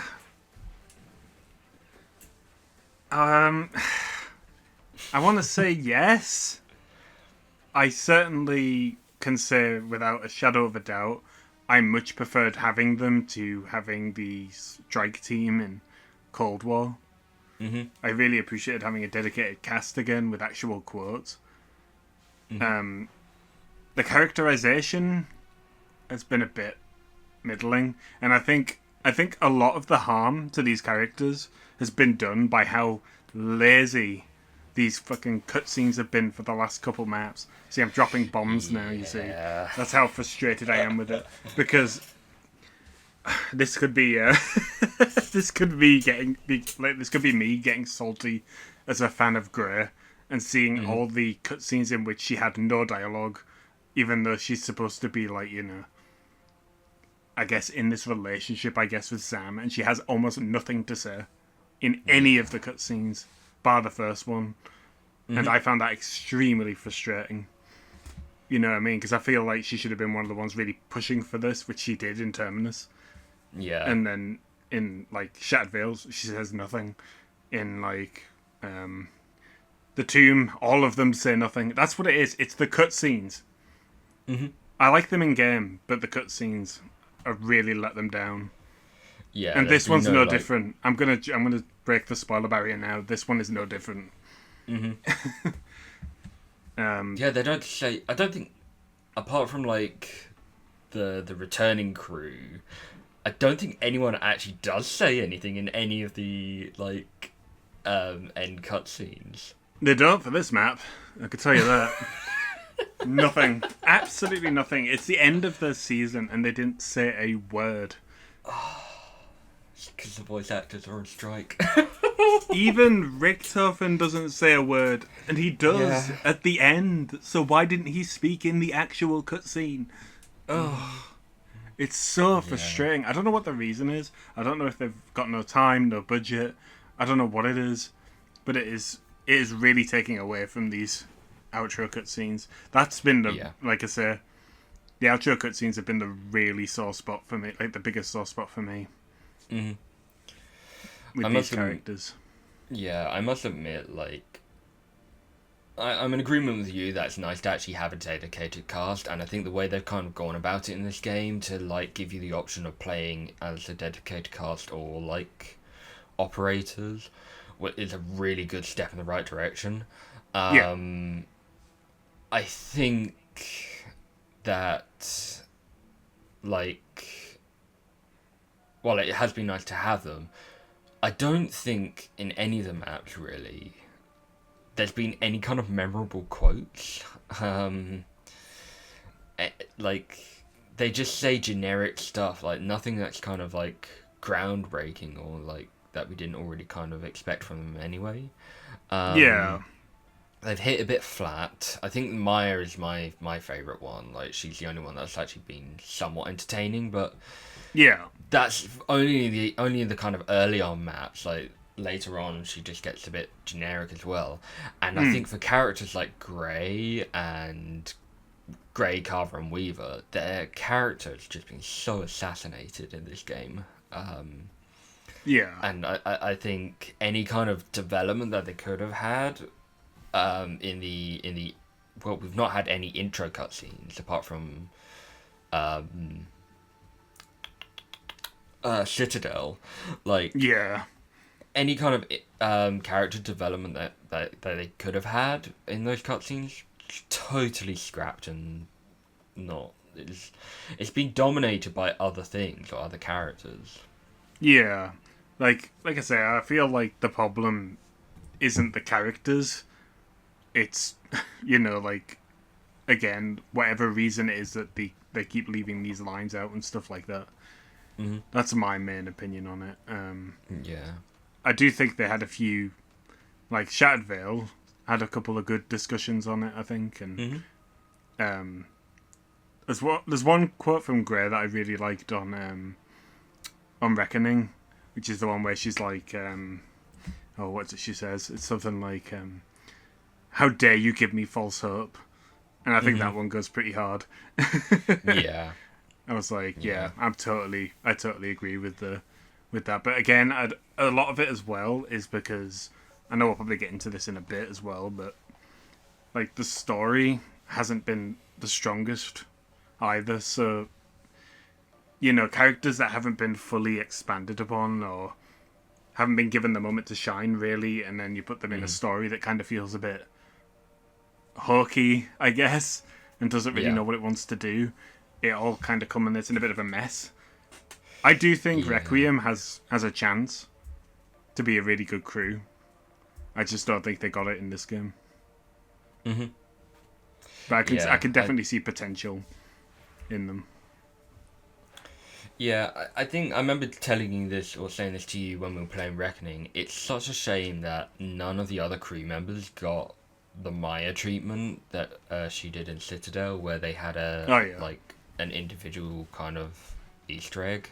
And I don't know how it would work, but like I think these characters definitely need some development, some emotional stake that needs to be tied to them, especially with given how they're going to end up in Modern Warfare zombies. Exactly, like that's really set them up to fail, hasn't it? Yeah, it's exactly. The fact that they don't. Oh, go on. No. It's the fact that they. I was just gonna say it's the fact that we know they probably won't get that chance, because even if they do pull a miracle with Black Ops 7 somehow and make these characters really strong and give them these character moments, then it's not going to matter because we know they're going to die anyway. So mind you, these days that doesn't even count for shit. That's true. Again, the spoilers. Getting to that. Do you know something I've just realised, and this can kind of go into the tag-alongs section now of this bit, is how the fuck is Strauss meant to end up there? I have no idea. As far as I'm concerned, he ain't leaving that chopper. Strauss is the only member of the tag-alongs that has any character development. And I say that with every ounce of sincerity. Yeah. So just kind of like... Oh, go sorry, on. I was just going to kind of set the bar here. So like the tag-alongs are Peck, Ravenov, Strauss, and Raptor 1. Raptor 1? I know what I said, Josh. Sounds like some kind of like sex name or something. I know what I said. But is there anything else you wanted to say there? Sorry. No. I was just kind of setting the bar of who we meant by tag-along characters. Oh, right, no worries. Yeah, I was just saying, like, without any ounce of sarcasm, Strauss is the only character in that entire list that got any character development whatsoever this season. Mm-hmm. Even though it was just a joke, like a gag that they kept pulling, with them wanting to be a pilot. Yeah. But he's the only one that actually, like, they even changed his, like, pictures on the radio to him wearing, like, the goggles, which I thought was actually really fun. I'm glad they did that. Mm-hmm. Yeah. But I wish I could say I was joking about that being the case, but again, it really isn't. The other three are literally getting nothing. Yeah. I mean, Raptor 1 does a bit, I suppose. He serves the same purpose that he did in Cold War. You know, his biggest character development moment was was at the end of the second Outbreak Easter egg. Yeah, exactly. Like, well, that's what I meant. Like, I'm saying, like, going from having no character development practically in Cold War to having a few lines of dialogue. So I guess you could call that development. Mm-hmm. Yeah. Peck went from being kind of alright in Terminus to just insufferable again as it went on. I was just like, why are you even here? Just go away. I think now that we kind of reached season's end, there is no reason Peck and Ravenov needed to be around as much as they have. Exactly, and given where we leave off with in Terminus or Citadel. Absolutely, like they should have honestly wrote that in. You know that quote that Weaver has in the intro cutscene where he's like, "Try not to kill Peck." They should have just had him shoot him. Yep. They should have just had that happen because he served no purpose all season, and we know because I don't know if you've seen it yet, but in Black Ops 7, all the maps are confirmed to take place in the Dark Ether, so we're going to get no resolution from Peck in this season. So who knows where that's going? I'm not waiting 2 games to find out what happens to Peck. I can tell you that much. Yeah, yeah, and Ravenov has been a sticking point ever since Cold War. Like, I don't get why they've kind of stuck to his character as much as they have, even in Modern Warfare Zombies. He's just there. I understand why he's there, like this, his connection to Samantha and all that, but it just hasn't led to anything. He had like that one surprise line of dialogue where, when the robot Sam talks to him, and he spits his drink out or whatever on Citadel, but since then there's been nothing. Yeah, He's just kind of quoted on what we're doing. It's genuinely crazy because like they were meant to be love interests, like him and Sam, and so like, but that kind of got overtaken by like there's a love triangle with Sam. With I was gonna say her Ravenov and Grey, but like they've meant to kind of like build this whole kind of backstory and around the girl in Modern Warfare Zombies that she's I can't remember what her name is. It's the blonde one. I know her name sounds like Janice, and I kept getting it confused, but it's not the same. Yeah. So do you know this backstory at all? I just know the ending where she gets pulled into the mirror, which ironically looks like Liberty Falls, yet we saw absolutely nothing to do with her in Liberty Falls. Yeah. So okay, you're gonna love this. Here's her backstory. She is the child of Ravenov and Samantha, but right. Here's the kicker. Grey is her surrogate mother. Oh yeah, I remember you told me this. So it's all getting a bit, I don't know if we can use the word, but it's getting a bit out there. Yeah. In this game. I wonder if they forgot that. They must have done, because like there's been absolutely no kind of build up or like development on that front at all, which is just, it's so sloppy. It really is. Like, I honestly would not be surprised.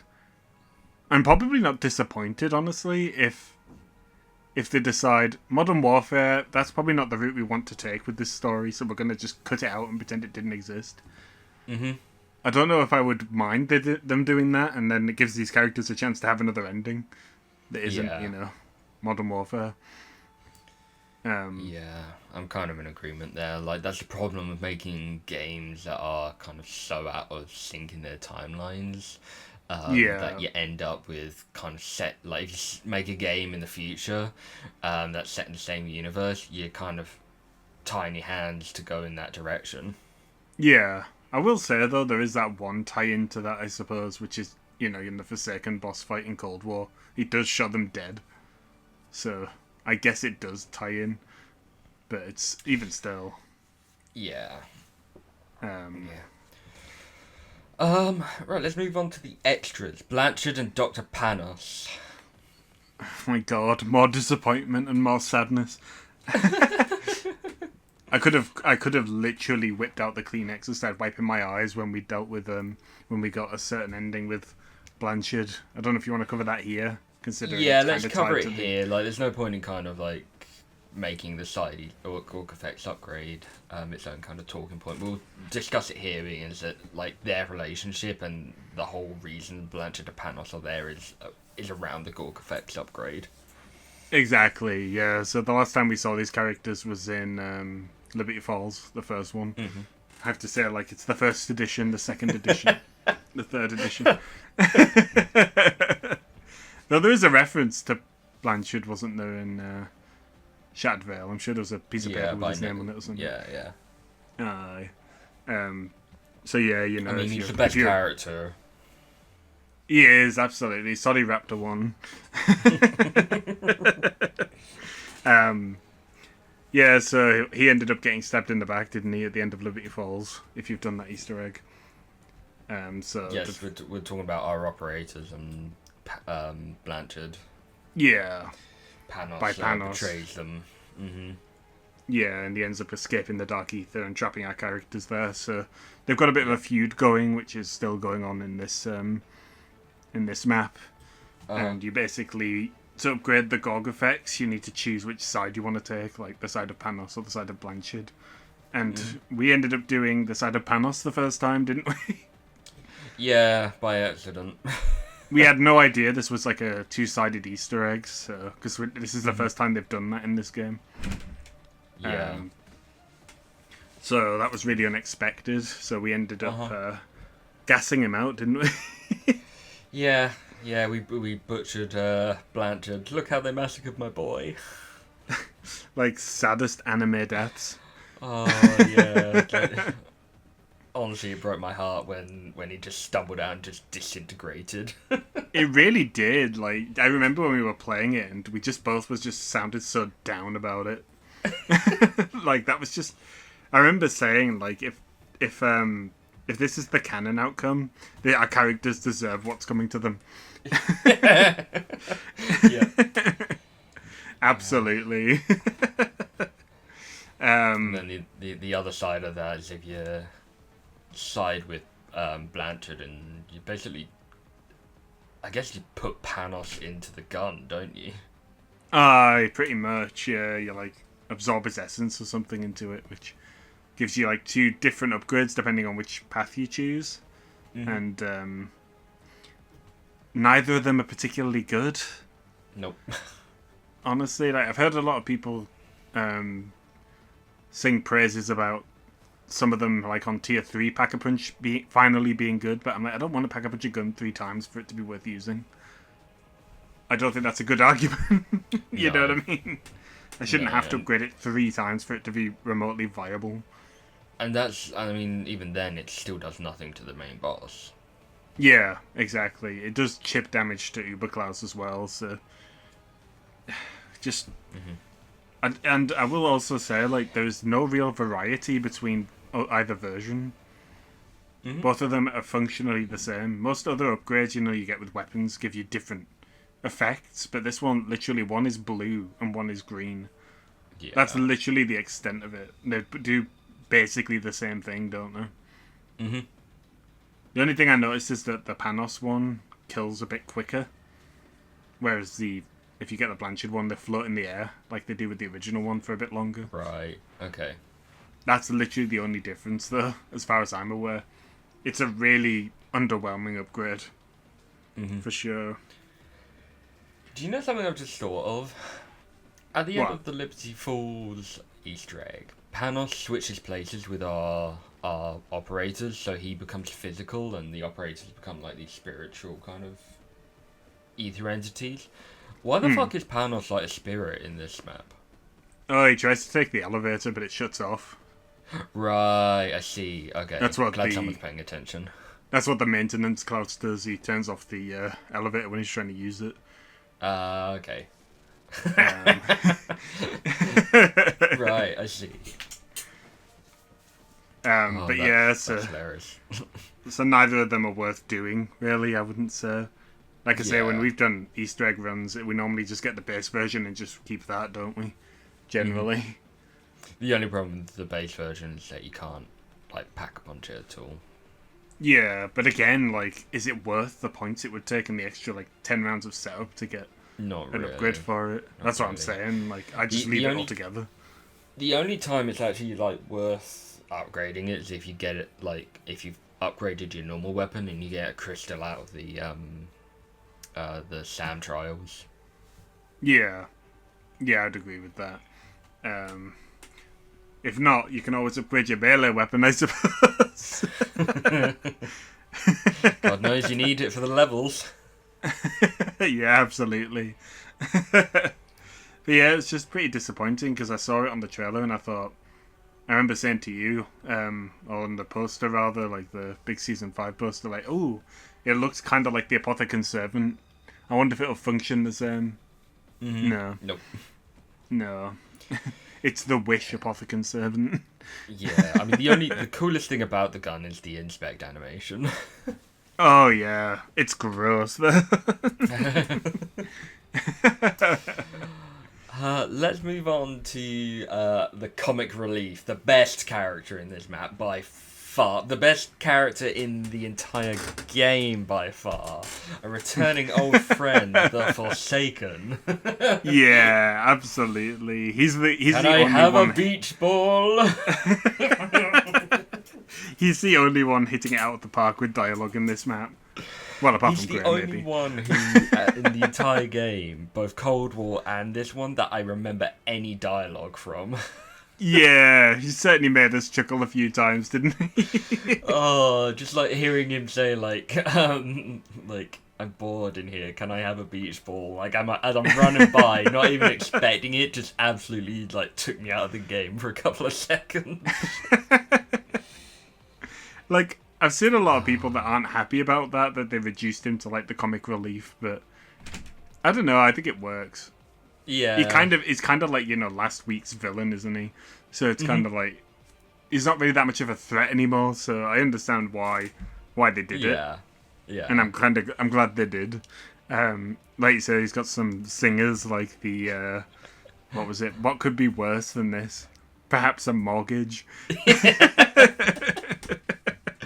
Yeah. So funny. I loved his like lines. Exactly. I will say this though. I do agree that the way they took him out is a bit disappointing. I was kind of hoping he'd stick around for the long term, rather than be wiped out as a upgrade step for the Easter egg. Well, not an upgrade step, but to get the GOG effects. I thought that was kind of disappointing. I suppose, like, it kind of, as you said, like, he's last week's villain, so he kind of was never going to be that intimidating again. Maybe not, but it was kind of like, I don't know, just the thought of him still being there when the characters, you know, when what happens in the ending happens. Like, you know, so that he could still be a threat there while you're locked away, as it were. So it would have been interesting to have that still lingering, but no, he gets totally wiped out in this map, doesn't he? Which does beg the question, who's gonna be the announcer in next game? Well, like I say, it's supposed to be S.A.M in this one, apparently. So this, also the intel says. Yeah, in this one, but like I'm talking about in Black Ops 7. I have no idea. I am going to be totally honest and say that I think they're just going to use the Forsaken again. Yeah. That's my prediction, that it's just going to be the Forsaken announcer again. If they prove me wrong, I will honestly, I will make a standalone episode about it. Malcolm McDowell's going to come back as Dr. Monty for the announcer. Oh, don't. No. Please. We're like really broaching this, aren't we? Yeah. I'm sure everyone already knows. They're all over the promotional art at this point, so I'm sure people already know what the end is. Yeah. But even still, in the interest of not spoiling anything, do you want to move on to the next bit? The Eternal Rivals. Before we do, I was just going to ask, what did you think of the Forsaken boss fight? Because I thought it was quite cool that we got to fight him again. I did, but I didn't like him being a reused Klaus. Like I say, I don't like Klaus at the best of times. So having to fight him, an even stronger version of Klaus. I liked him at first, but then when you've done it like a couple times, it gets a bit redundant. Yeah, I'm in agreement with that. I think what would have been cool is him maybe kind of a smaller version of him just crawling out of the Pokeball that he's in and just kind of trying to fight us in general. Either that or you go into the orb thing and fight him or something like that. Yeah, so he gets his own arena. Mm-hmm. I do think it was a bit underwhelming that they just slapped him into a Klaus and called it a day. Yeah. It's funny because he comes out thinking he's all that, and then you'll just wipe him out again. Just sit down, son. You're not him. I did like the touch that Requiem got to kill him this time, though, considering their connection to S.A.M. And I suppose that kind of broaches the subject we're about to go to. Yeah, I mean, I know I kind of put it at the end of this section in terms of the story, but we've kind of found out through this map that the Forsaken basically ate S.A.M, the real S.A.M, Yeah. Certainly unexpected. I was totally expecting them to be like, the whole sacrifice thing was moot. She'd come back in the next game and things would be fine. But I mean, I'm kind of glad they didn't go in the direction I thought they were going to go, which was she was going to become the announcer again. Which I guess did kind of happen, but a different Sam, I suppose. Yeah. I mean, I know I said it before, and I will say it again. Like, death counts for shit in this story. Oh yeah. So I don't know. She might come back at some point. Who knows? But like, if she is actually dead, what a fucking way to take her out. Like, come on, this is. And I mean that negatively. Like, this is probably the longest running character that we've had at this point. Yeah. And you kill her like that off screen? Yeah. It was a she bit gets eaten, like. It was a bit unexpected, I'll say that. Yeah. I mean, like, this is the character who we went through the whole of, like, we went through Black Ops 1 fighting, we went through Black Ops 3 trying to, like, make a better universe. We went through Black Ops 4 by destroying the universe for her and resetting it for her and Eddie to have a better universe. And then you go and we go through Cold War trying to save her and make her kind of like help her. And then you go through and then you do this to her character and just kill her off screen without any kind of like ceremony. Like, you just say, oh yeah, she got eaten. Like, yeah, absolutely. I don't know. It just rubs me the wrong way. Like, I think Treyarch has a real problem with giving characters meaningful deaths.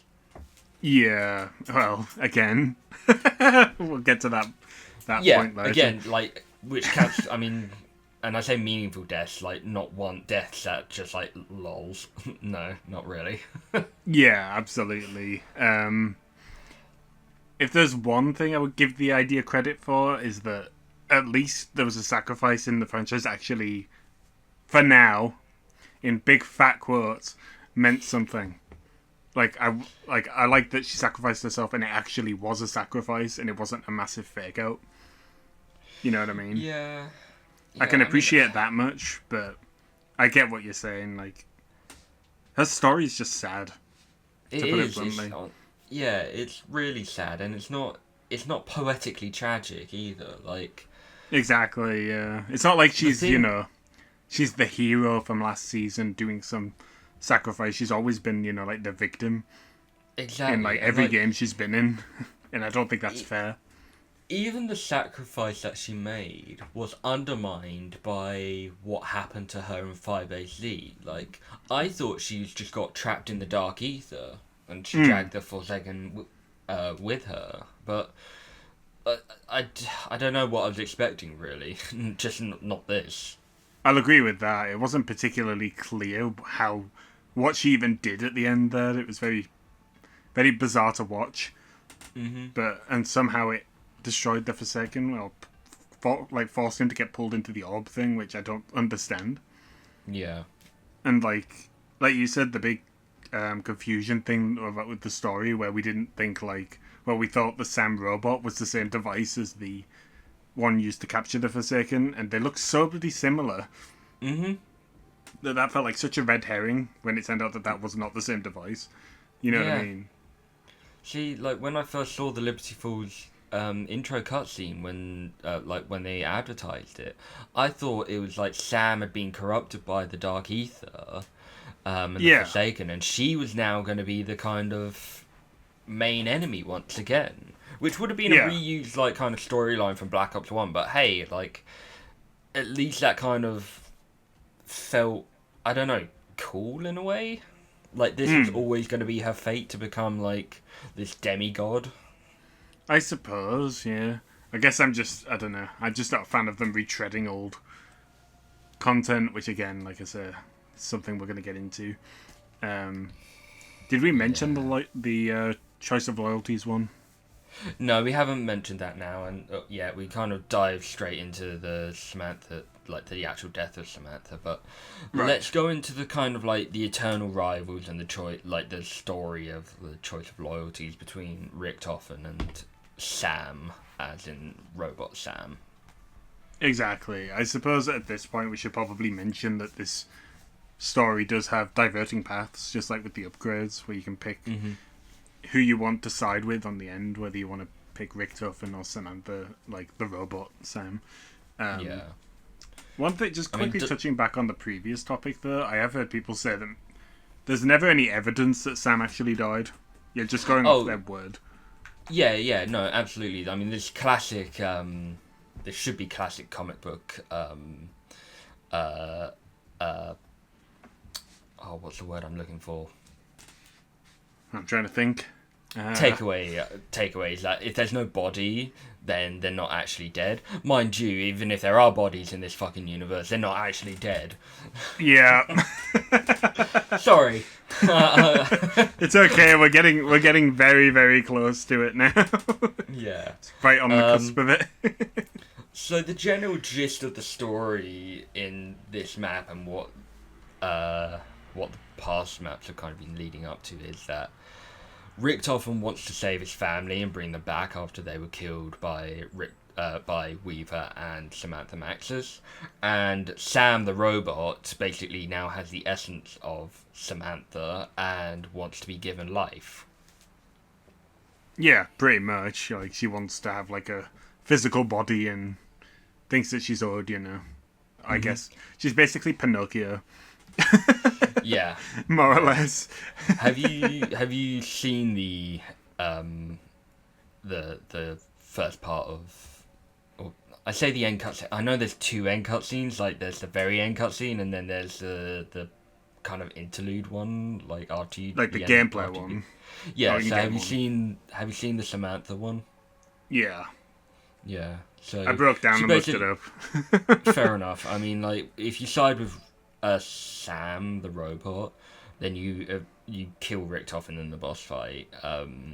Fight and kill Richtofen in the boss fight, and she basically ends up in like creates herself a body which looks like Samantha does in Cold War. Yeah, effectively. Yeah, she just becomes real, doesn't she? Or a real person. Yep. And her eyes glow purple, and that's it. Not another word of dialogue is ever fucking said. Yeah. I don't know if you want to cover the other aspects of the cutscene here or just those two. What, you talking about the Richtofen one? Oh no, just like the fact that the other characters don't speak either and all that. But we'll get to that in the proper Easter egg breakdown. Yeah. We'll cover the second half of that of the cutscene in a bit. I think out of the two, I prefer Richtofen's side. Yeah, I think I'm in the same boat. Just to go into it real briefly for anyone who hasn't seen it. Again, spoiler warning, even though we front-loaded with it. But even still. Basically, Richtofen actually, for once, hasn't stabbed us in the back, and he actually does get to bring his family back. His scary mannequin family that are like stuck at the end of like the building. But it was nice to see... Oh, go on. I was going to say, I think you're kind of saying something similar. It's actually quite a nice little cutscene, to be honest. It is, yeah. It was, yeah. It's like it's all great until a certain interlude bit, but again, we'll get to that. We'll get to that in a minute. But yeah, no, it was nice to see that we weren't, for the first time, like all season, stabbed in the back, and he actually, what he said he wanted, he was actually being honest about, and I think it's fair that he got it, to be honest. He is the nicest one. It's the ending I would have sided with by choice. Yeah. I do not like the idea, as we established in Shattered Veil, the idea that a robot version of Sam or a copy of her is inhabiting her body and controlling her, even if it means bringing her back. I do, like I said, it's again with like Grey. I just don't think it was something like the characters would pick. You know what I mean? Yeah. So I think I've got kind of 2 points here. Mm. I'd be interested to see kind of what the canon ending is, and I have a really horrible gut feeling that Treyarch are gonna just pick the Samantha one. That kind of leads on to my second point that I was going to make, is that if that is the canon ending, or regardless if that's the canon ending or not, it's really fucking sad that both the original Samantha and Eddie are dead in that ending. Yeah, that's true, yeah. God, I didn't really think of it like that, but you're right. Yeah. As if there weren't enough reasons to shit all over Black Ops 4 and Tag to Toten. God. It's like just been this miasma that's been lingering over the whole episode, hasn't it? But yeah, no, I do personally still side with Richtofen's ending, I think. Yeah. I hope that's the one they choose, because like you say, I at least want one character from Black Ops 4 to get a happy ending. Yeah. I'm so You know sick what I of mean? not having happy endings. I know, it's this perpetual cycle of torment. They hate our characters. It's verging on like what's it called? It's just like this obsession with torturing these characters. Yeah. You know what I mean? Almost masochistic. Yeah, like Treyarch just can't let them go. You know what I mean? And it's just like, just please let them just go and let us get something fresh. You know what I mean? It's so sad seeing like S.A.M used like this. It's such a shame. Just shits all over the legacy, and I think we're kind of beating around the kind of bush quite a bit now. So let's actually dive into our biggest gripe, which is the Easter egg. Yeah. All right. Here we go. Hold on. All right. Just to kind of preface that end cutscene, like, what's your thoughts on the egg overall and the steps? The Easter egg itself, I think, is really quite good. Honestly, I quite enjoy this one. It does something that a lot of Easter eggs don't, which is the ability to do that in any order that you want. So you can approach it like based on where you are progression wise and make adjustments from there, which I think is really cool. So you can get a lot set up early on if you've got like, I don't know, gobblegums or something like that. You can get it done quite early. I think the steps are pretty fun. It does have one specific step I do have an issue with, and that is the one where you have to power up Klaus, the Franken Klaus again, just to clear up which one we're talking about. Which and portion you need is that? That's where you need to wait for round 16 to spawn. Oh, right, the arbitrary wait time, yeah. Yeah, arbitrary wait times just suck, and I wish they'd stop doing that. There's nothing fun about having to wait till round 16 to get something finished if you don't have to. You should be rewarded for doing it faster, not punished for being too quick. You know what I mean? But, at least go it's... do like the Black Ops 4 way of going about it, like with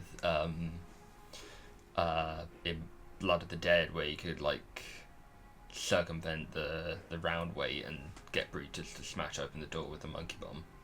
Oh yeah. At least there was a method there. I don't know if you spawn the one in upstairs for the Forsaken fight, whether you can take that one downstairs. I'm not entirely sure. I've never tested that. So you might be able to do it that way. But it's just a bit annoying, constantly having to be forced to arbitrarily wait for a certain round to be able to progress. Yeah. Other than that, though, there is one other glaring step, which I'm sure you know which one I'm talking about. If you want to cover this one. Is this the flower step or the bucket step? The bucket. The bucket step. Now, yeah. So, like, if you know what you're doing, this ain't too bad. But if you're trying to do this without a guide, then this step sucks. Because you're like, what the fuck am I meant to do at this point? And it gets red herringed by the fact that there's a thing for another step happening at the same time. Yeah. It's With one of the the consequences, I bouncing suppose, items. of. I was just gonna say it's like one of the consequences, I suppose, of having like allowing you to do it in any order. Well, then again, no, because you cannot do that until you've done this bit. Yeah. So there's no reason for the objects to appear. So I don't understand why they appear that early, but. Mhm. And I'm not a fan of how going through the portal causes you damage because you're not supposed to do it yet. Yeah. I think yeah. that's a bit unnecessary. Mhm. It's a bit of a cheap way of taking your perks off you preemptively. Yeah.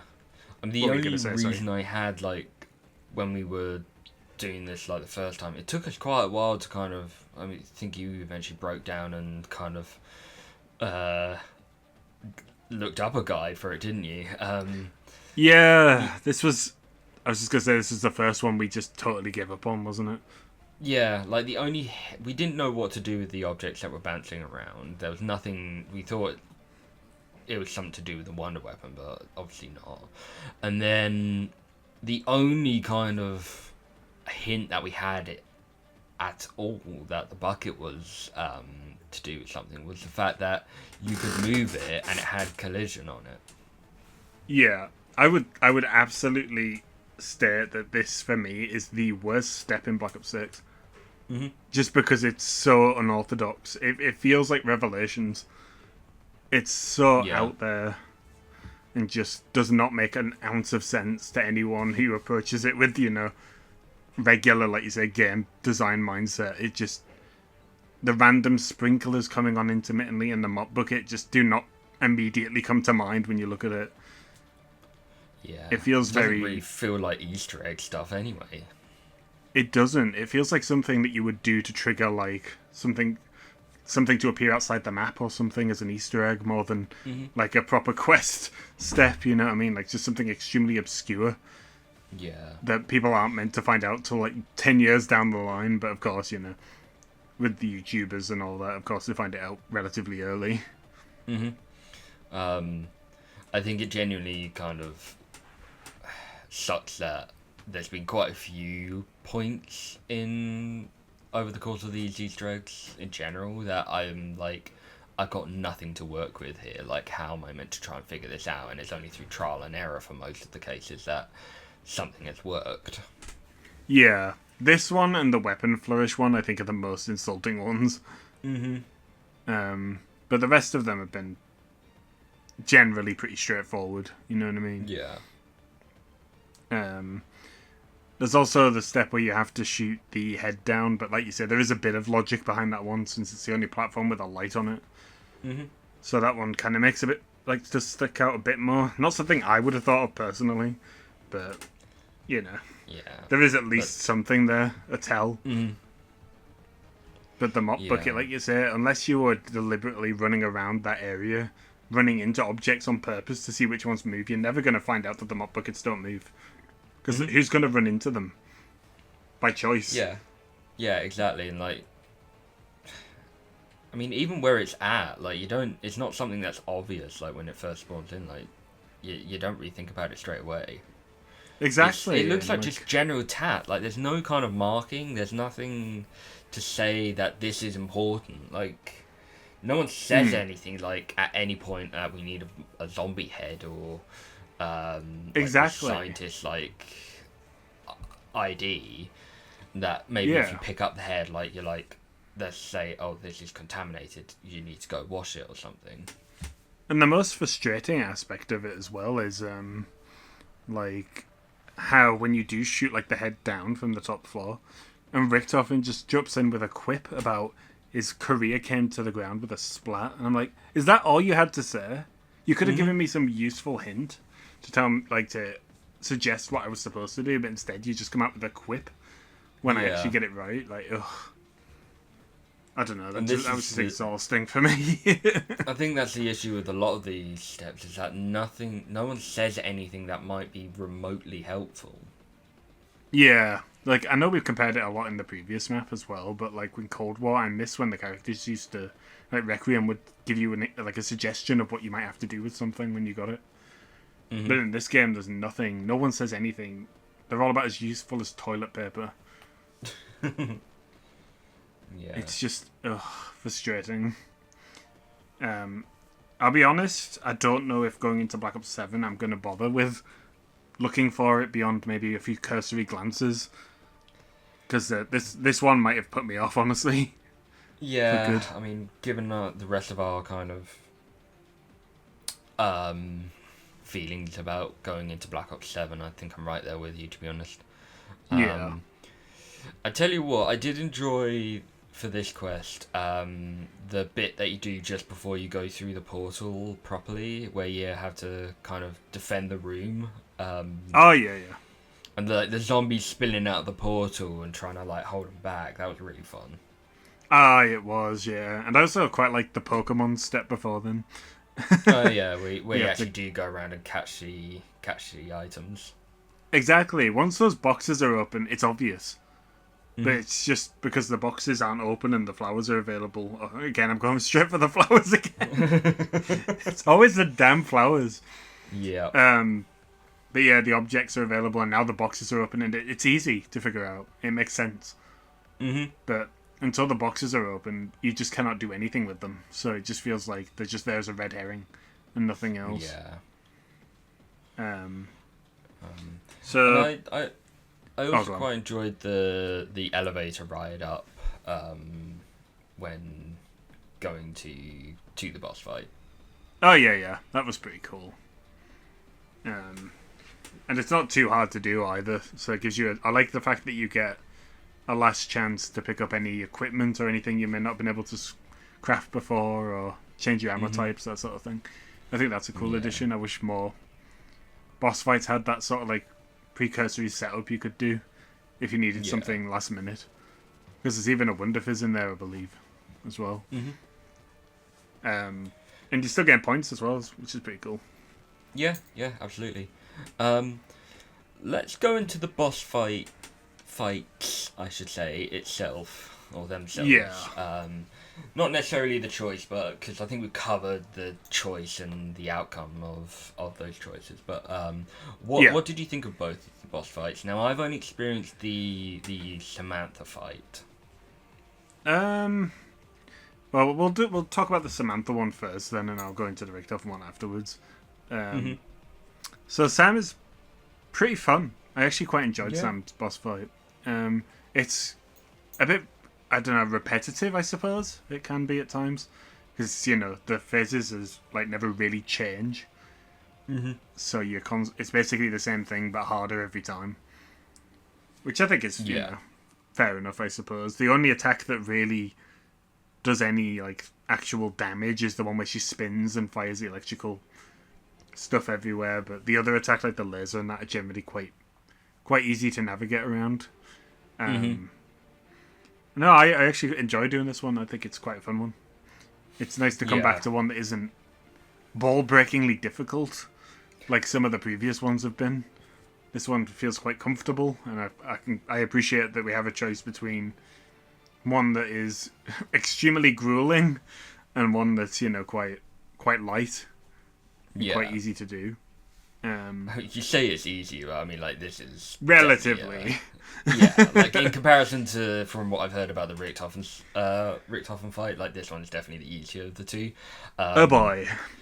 But I mean, just kind of touching on the Sam fight there, like I would say this is probably better than. Well, it's definitely better than the Tomb one. I don't know how it stands against the others though. I think it's better than the Z-Rex fight, though I do like the Z-Rex for the vibe alone.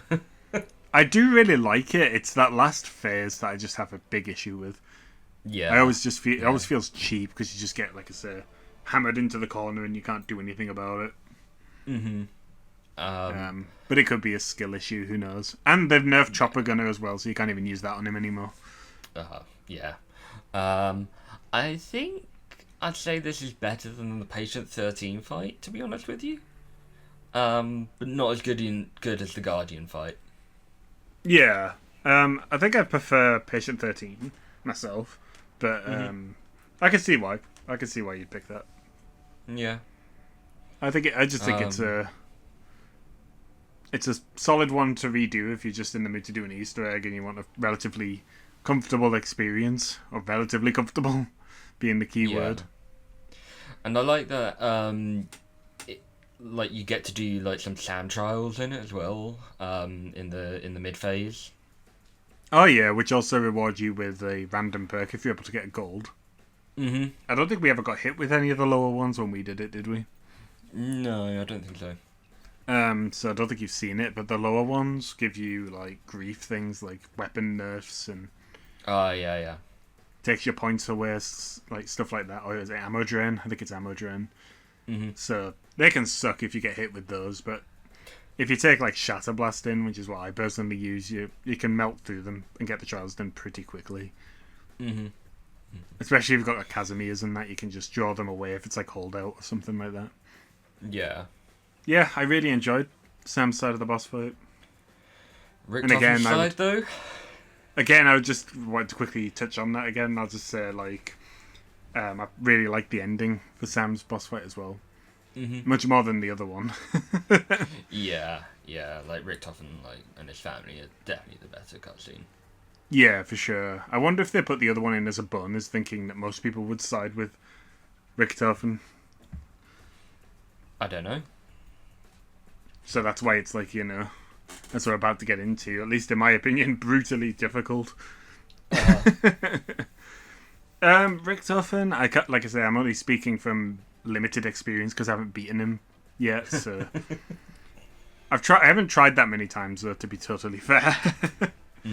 But his first phase is really easy, almost boringly easy.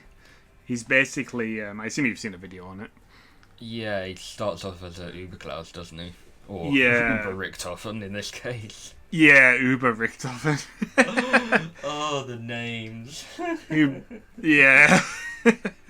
So he basically functions the same as any regular Klaus does, which is again, you can imagine what I'm saying about like it being easy but tedious.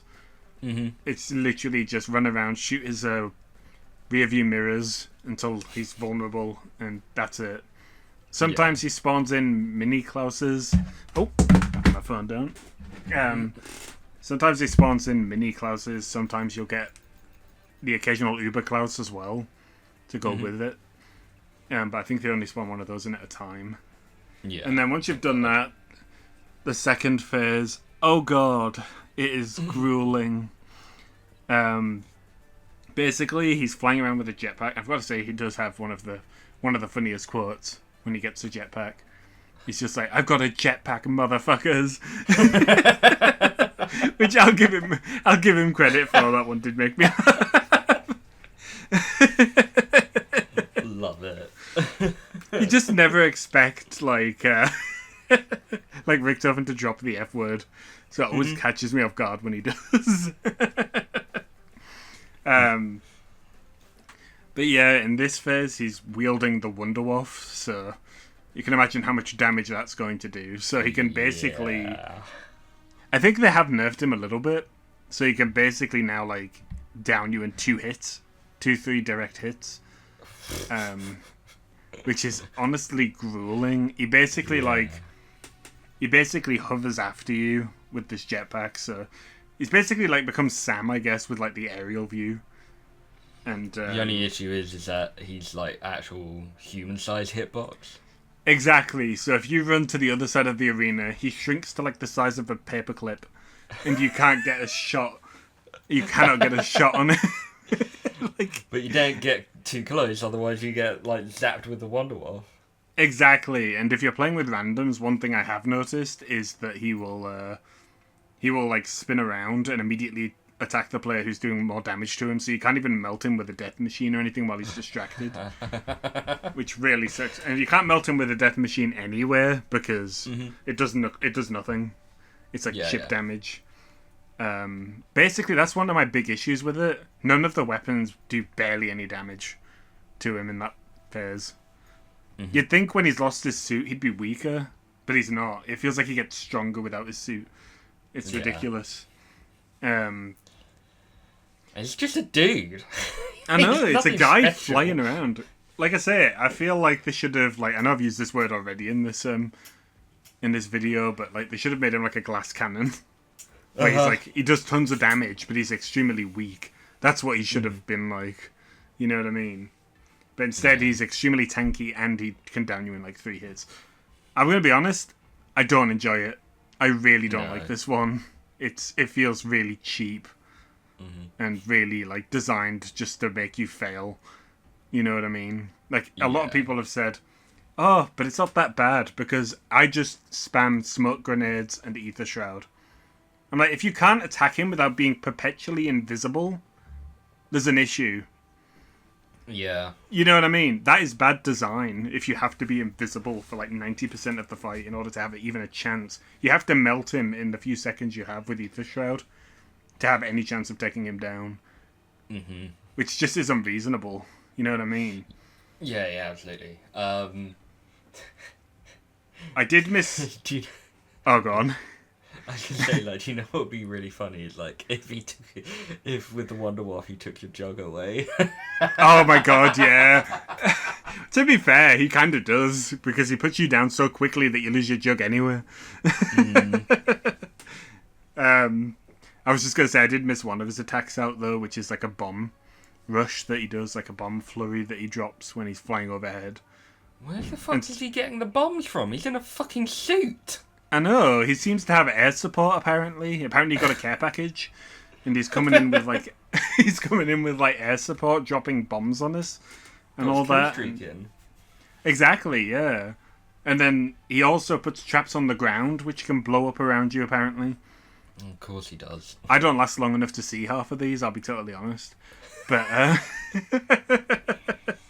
literally, I haven't got him past maybe 65% health. Oof.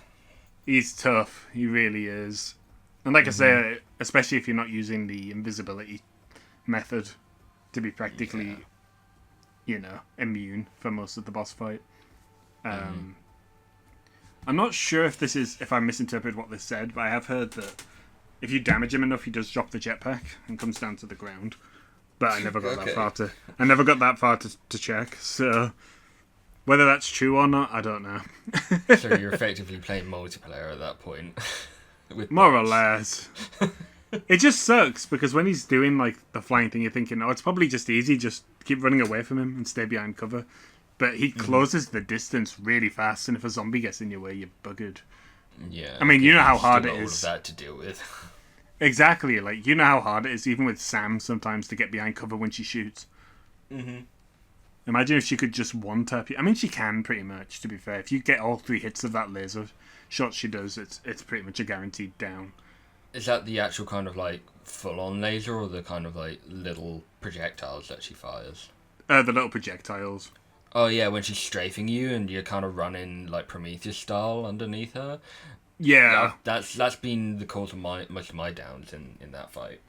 Yeah, like, she'll get, like, this aimbot out of nowhere, and she'll suddenly snipe you 3 times. God forbid it's a death sentence if you're reviving somebody, and she does it. Because you're obviously stuck in place, so...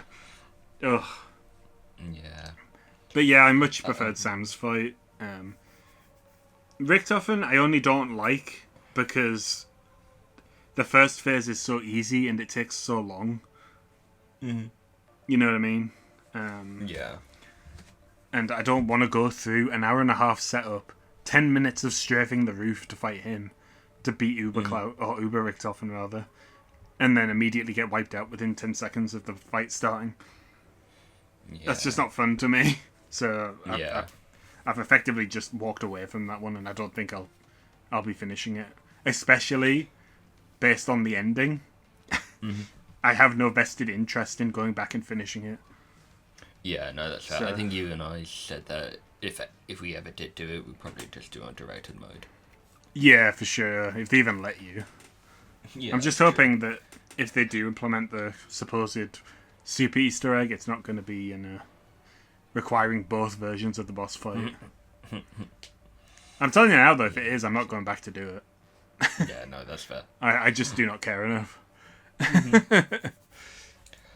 Right, let's talk about that cutscene then.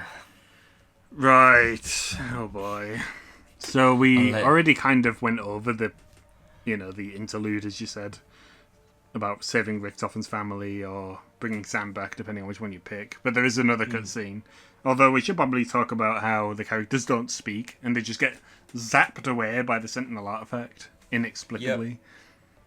So we don't get any dialogue. They get zapped away. So we'll never get to see the fruits of our labor, I guess. You know what I mean? Like, we'll never see the follow-up. Poor Peck is just stuck in that chopper. yeah, Now, and perpetually. Strauss, and Raptor 1, and Ravenov. It's a big chopper, isn't it? Yeah. Look, they're nowhere to be fucking seen when you fail the extract. Oh, yeah, exactly. Maybe they're not. Maybe they're somewhere else. Where's my cutscene of Pet getting mauled by a zombie?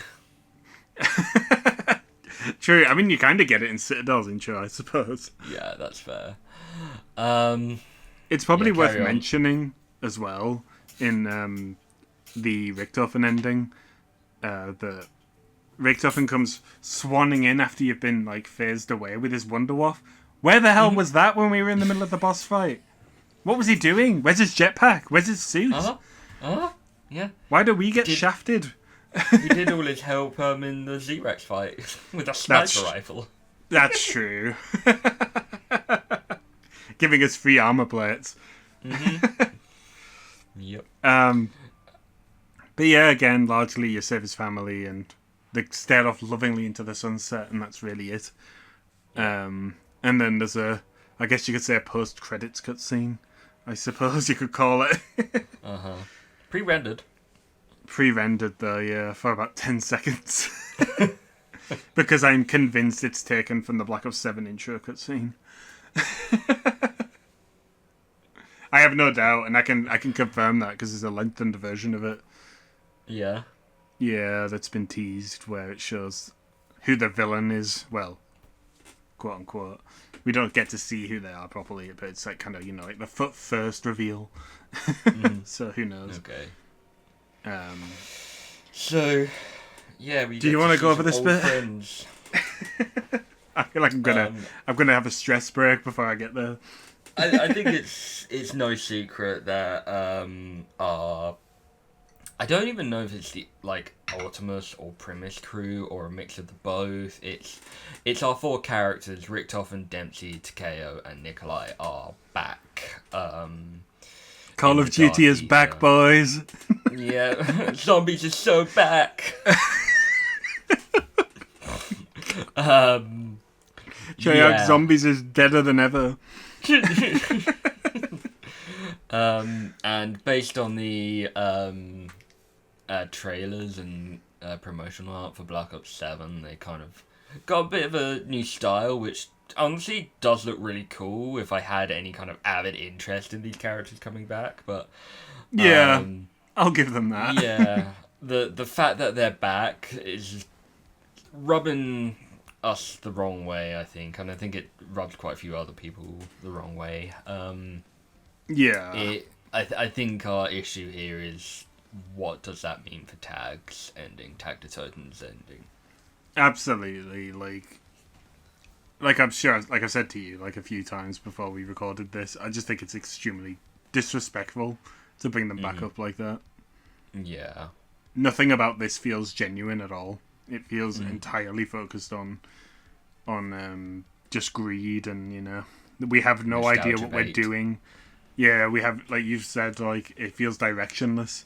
They have no idea what they're doing. Nobody seems to be attaching to Requiem as much as they'd like, again, which I think is purely their own fault because they keep refusing to give them voice lines in cutscenes and stuff like that. So they're like, oh, we'll just plug these characters into it again and everyone will love it. And I've said this to you outside of the videos that we've done, where putting Primus, Ultimus, whatever it is you want to call it, into Black Ops 6 would not have made it any better. No. And I stand true with this now. I think Black Ops 7, even if it has these characters, isn't going to be any better for it. Well, Black Ops 7, I know this kind of going into the state of zombies going forward, but Black Ops 7 is it's effectively just a content drop for Black Ops 6. It's using the same Yeah. mechanics and everything like that. So you're right on the money there. That it just does not. It's not going to make a difference to the whole story in general, and it reeks of desperation. It really does, yeah. Nothing, like I said to you before, like nothing about this feels genuine in the slightest. Mm-hmm. It really feels like they're just desperately clawing for something to bring people back into the story, and this ain't it. I'm just gonna say it now. I have no interest in these characters now. Their story is finished. As far as I'm concerned, Black Ops 4, they were done. I don't care how many times they try and bring them back. I am done with these characters. Yeah, and like this is it. Like they've lost so many of the quote unquote classic zombies players that this just feels like they're just that desperate to try and get them back, because like the player base is just shot to pieces. Like they've lost their core audience. Bad decisions and character development and story development is just kind of, it's made the mode such a shell of what it actually was, and trying to bring these old characters, it's so desperate, and it like you said, it's disrespectful to the ending of Tag the Totem, disrespectful to the players, disrespectful to the characters themselves, disrespectful to the voice actors. I mean, I know Nolan North is probably like rolling in his cash, but like I don't see Probably. don't. That's not hate for Nolan North. I think he's a great voice actor and he deserves every penny. But Yeah. I don't see the likes of Tom Kane coming back. And so, what are they going to do? Are they going to use AI to give him a voice? Or are they going to rehire a new voice actor? It just really is the wrong thing to do. Yeah, I could not have put it better myself, honestly. Like I said, like I'm not to be like over dramatic, but like I've said to you when we were playing Elden Ring Night Rain the other day, like this could be it for me, honestly. They've really crossed the line for me with this one. Just disrespecting the ending of Black Ops 4 like that. I know Tag the Totem is not the most popular, the most popular map, and people are arguing, well, now we get to see another attempt at a better ending where they get to, have this happily ever after and whatnot. And I'm like, I am not in the ballpark of wanting to reboot this series every single time we get an ending that someone's not happy with. That's just life. No one's going to be happy with every ending that we get. You know what I mean? And I am not playing roulette with these characters every single time that someone decides that ending wasn't good enough. We had it with Revelations and we've got it again with this. For me, Tag the Totem is the end for these characters, 100%. Yeah, and like you and I might have our issues with the Tag the Totem ending, but we've made our peace with it. Exactly. And like I said, rip I was just open gonna an old wound. 100%, yeah. And like I say, just to touch on that ending of Tag the Totem again, like, say what you will about the cutscene, the loose ends. It definitely wasn't the best. But that final moment of you walking Sam and Eddie into the light was such a powerful moment. Yeah. And they've spat all over that with this. And I'm not here for it. I'll be totally honest with you. I did a survey recently on the channel. I don't know if you saw it. I did see those, but I haven't seen the responses. Yeah, they're leading mostly into how I feel about it, either in the not sure, mostly negative category.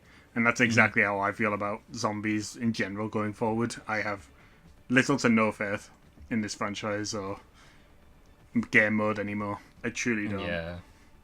It's funny because like my kind of lowest point with the series, or kind of cut-off point, if you want to put it that way, was with like the point where I was not really invested anymore was after Tag. But it's funny to kind of, not funny, but it's seeing you come to that kind of lowest point for you now is interesting.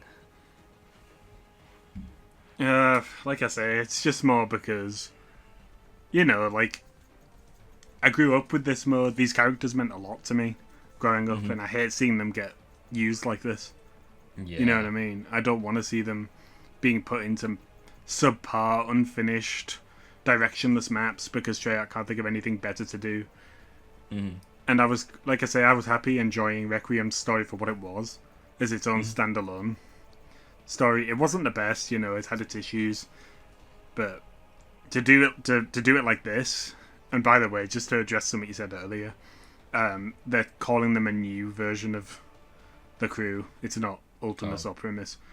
But I'm still not buying that, because if you remember in Tag, the whole idea is that they're, you know... Desperatus, Greedus. Yeah, pretty much. The whole idea behind them was that... behind Tag was that they were tied to the multiverse, so they had to collapse it and kill it themselves so that they couldn't exist anymore.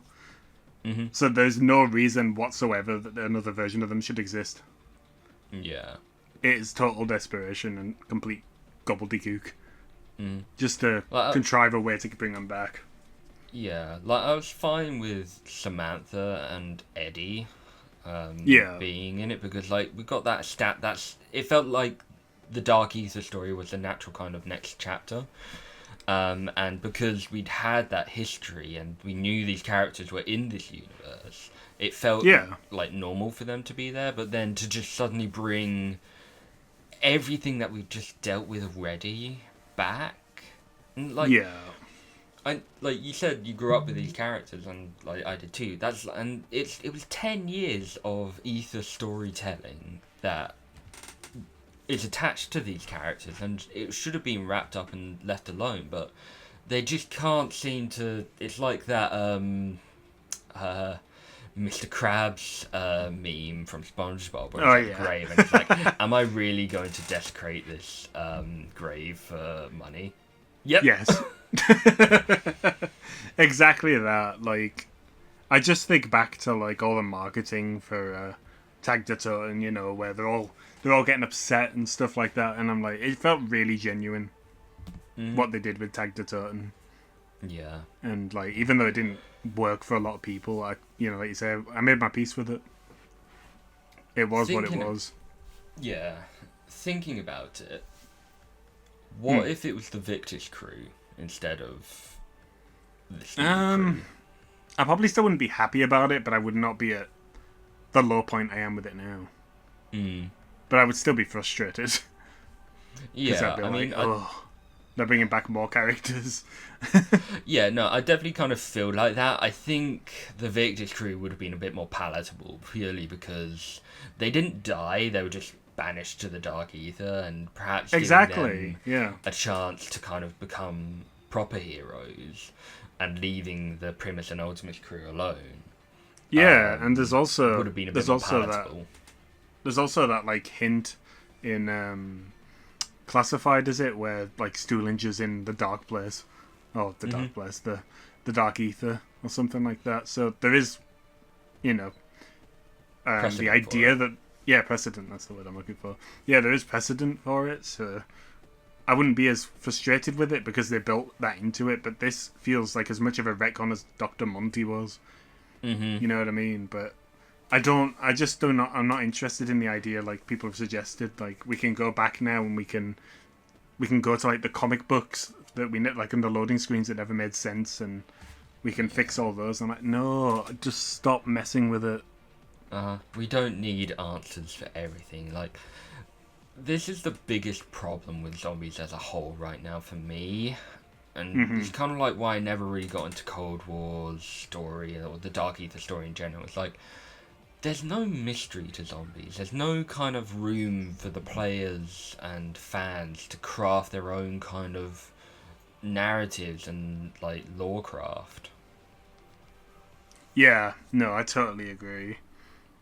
Like you said, it's just been a bit bland since then, but I do not think that this is the fix, you know what I mean, that's going to put zombies on the right path, is bringing these characters and this the word I've been using with Liam when I talk about it a lot is dredging this content back up, because that's exactly what it is. Yeah.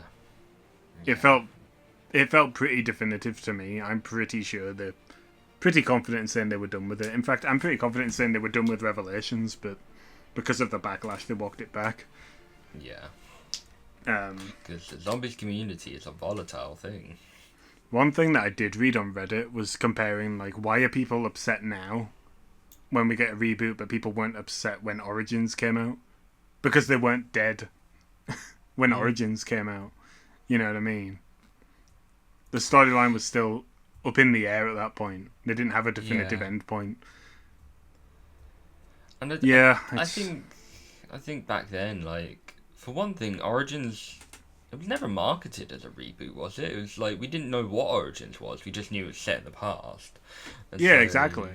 And also, like, the mode was still pretty lively, but post Black Ops 4, it's just been dying off, and now it's just... It really is the old cow that's given too much milk. Absolutely. What would fix it for you at this point, if anything? Honestly, nothing. Just letting it die would probably fix it. Honestly, I'm in the same boat. I don't think anything but... Short of just completely cutting the mode entirely, cutting everything, and basically starting a brand new zombies story, like Chaos was meant to do.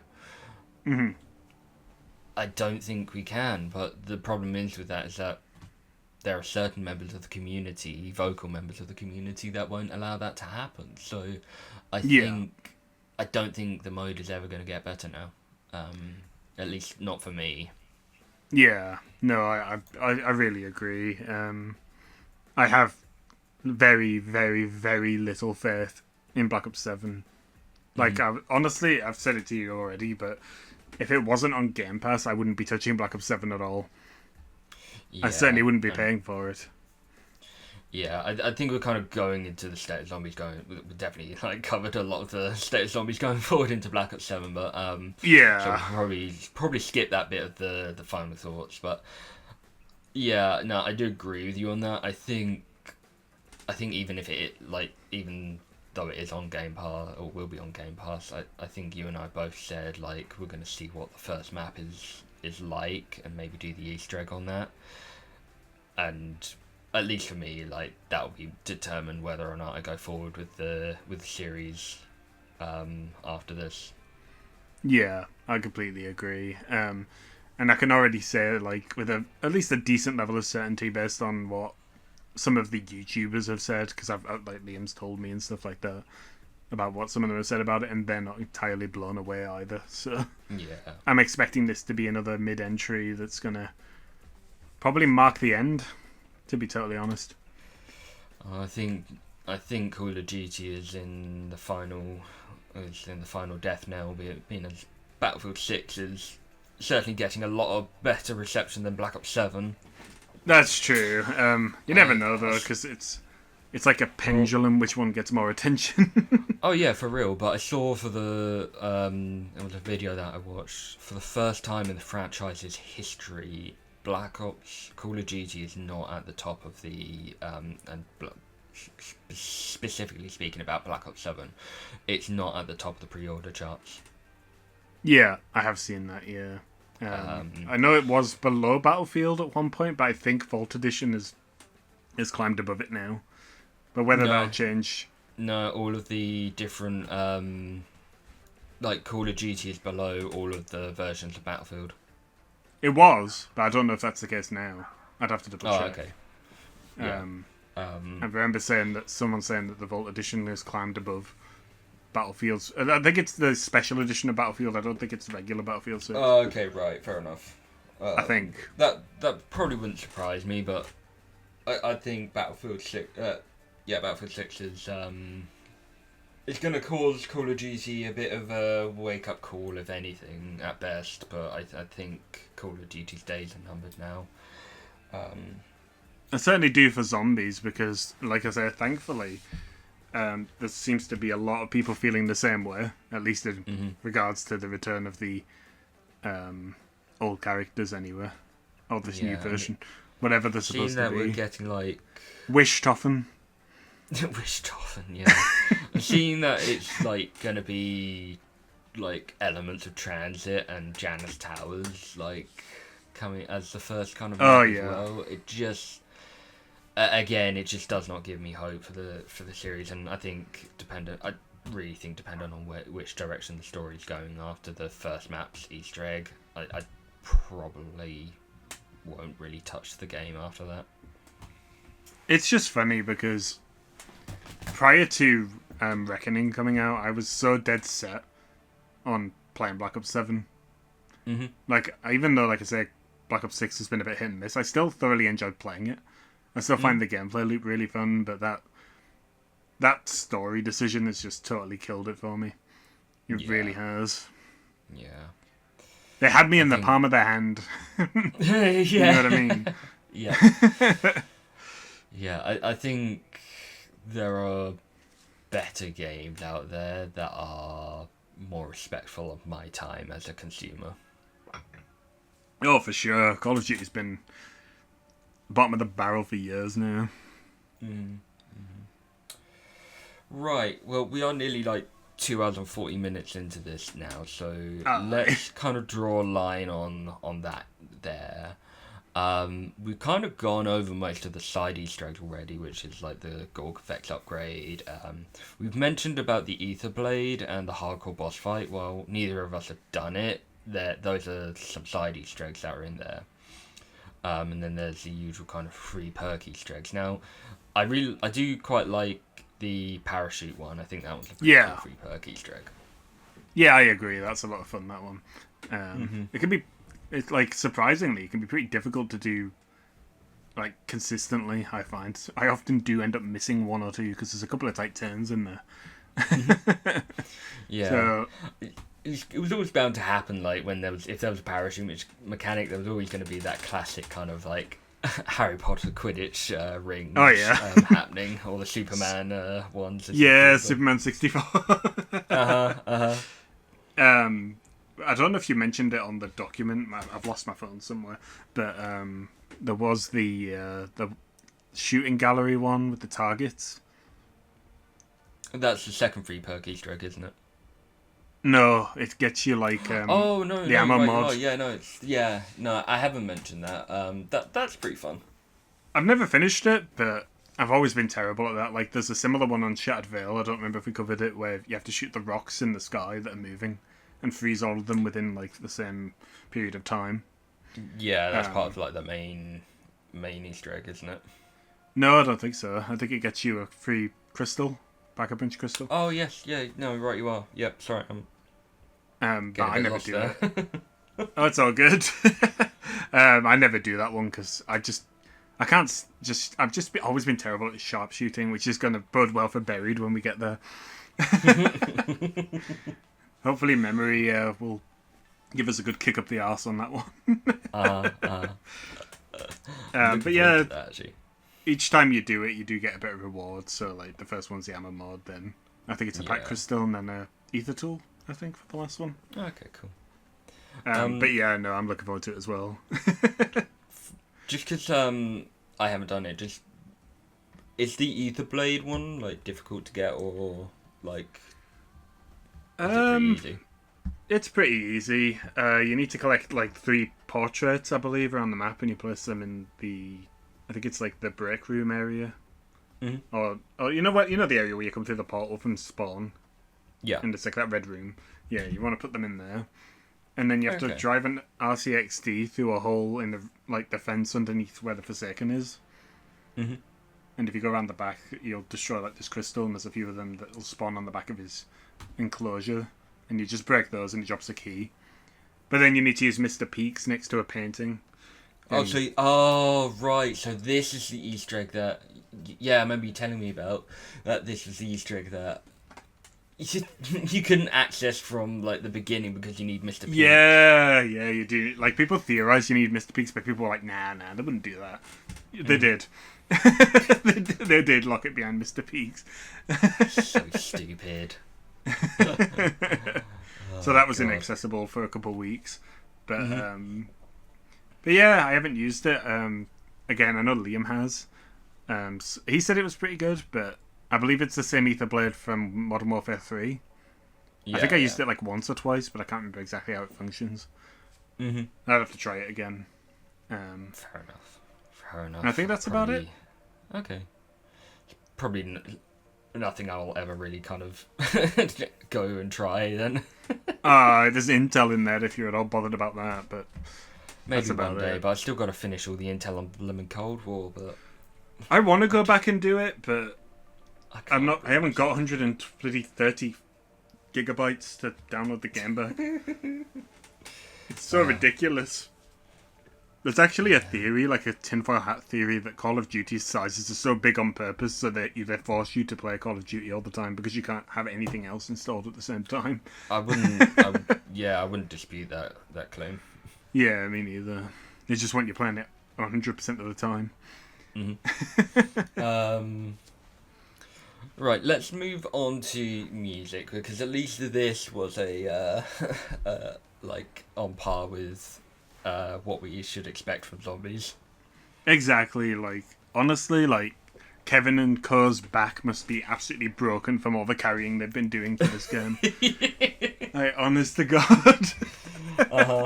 That's one thing I will not dispute about Black Ops 6. The music, like, all around has been an absolute banger. Mm-hmm. They've knocked it out the park music-wise. Everything about the music feels like the old days. Yeah, it really absolutely. does. Do you think, like, if you didn't like carry on with Black Ops 7, or if you kind of dropped zombies as a whole, do you think you'd kind of still listen to the soundtrack and get the soundtracks? Yeah, probably. I'd have no idea where fair. they play or what they do, but I still really appreciate Kevin's music, and again, everybody else as well. They're all really, really good at what they do. At least until it becomes obvious that they switch to AI, which is bound to come eventually. Yeah, absolutely. But for now, we actually got the return of an old queen. Absolutely, yeah. So we've got Alina Siegman, because I don't want to pronounce it the other way, because it just feels wrong. I'm sorry if I've got it wrong.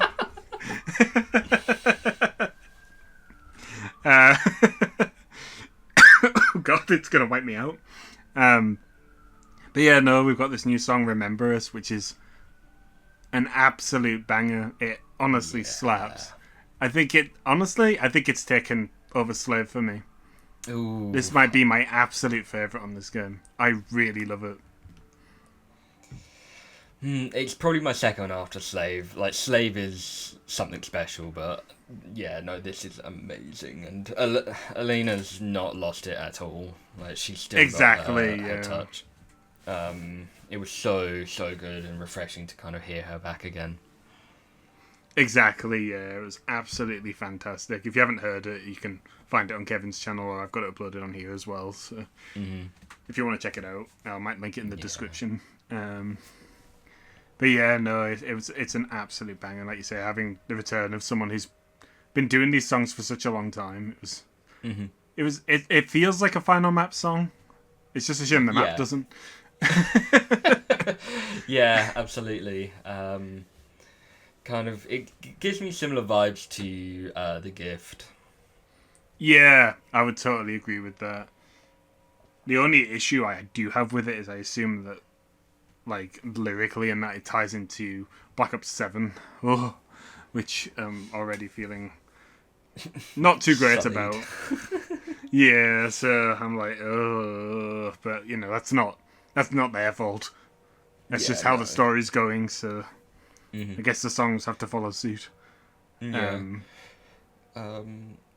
Yeah, it's a really, really good song. And we've got a couple of other, like, little Easter egg songs. So we've got Samantha's, which I haven't put in the doc, but it's Samantha's Soul remix from, which you can do in the director's office. That's the cue balls one? Yeah, it is, yeah. And then the other I was going to give brief instructions on how to do it, but trying to describe exactly which ones you have to shoot is a total pain in the ass. We don't need to go into that much depth. But then, in then we got the other one, which this is a real kicker. We got Samantha's. Is it Samantha's piece?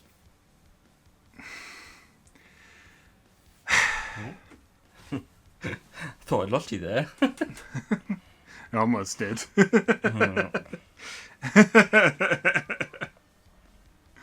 No, insult to injury. That's all I'm going to say about that one. It's a good piece of music, though. Yeah, no, it's still a really an amazing piece, but it's more the connotations of it being there than the song itself.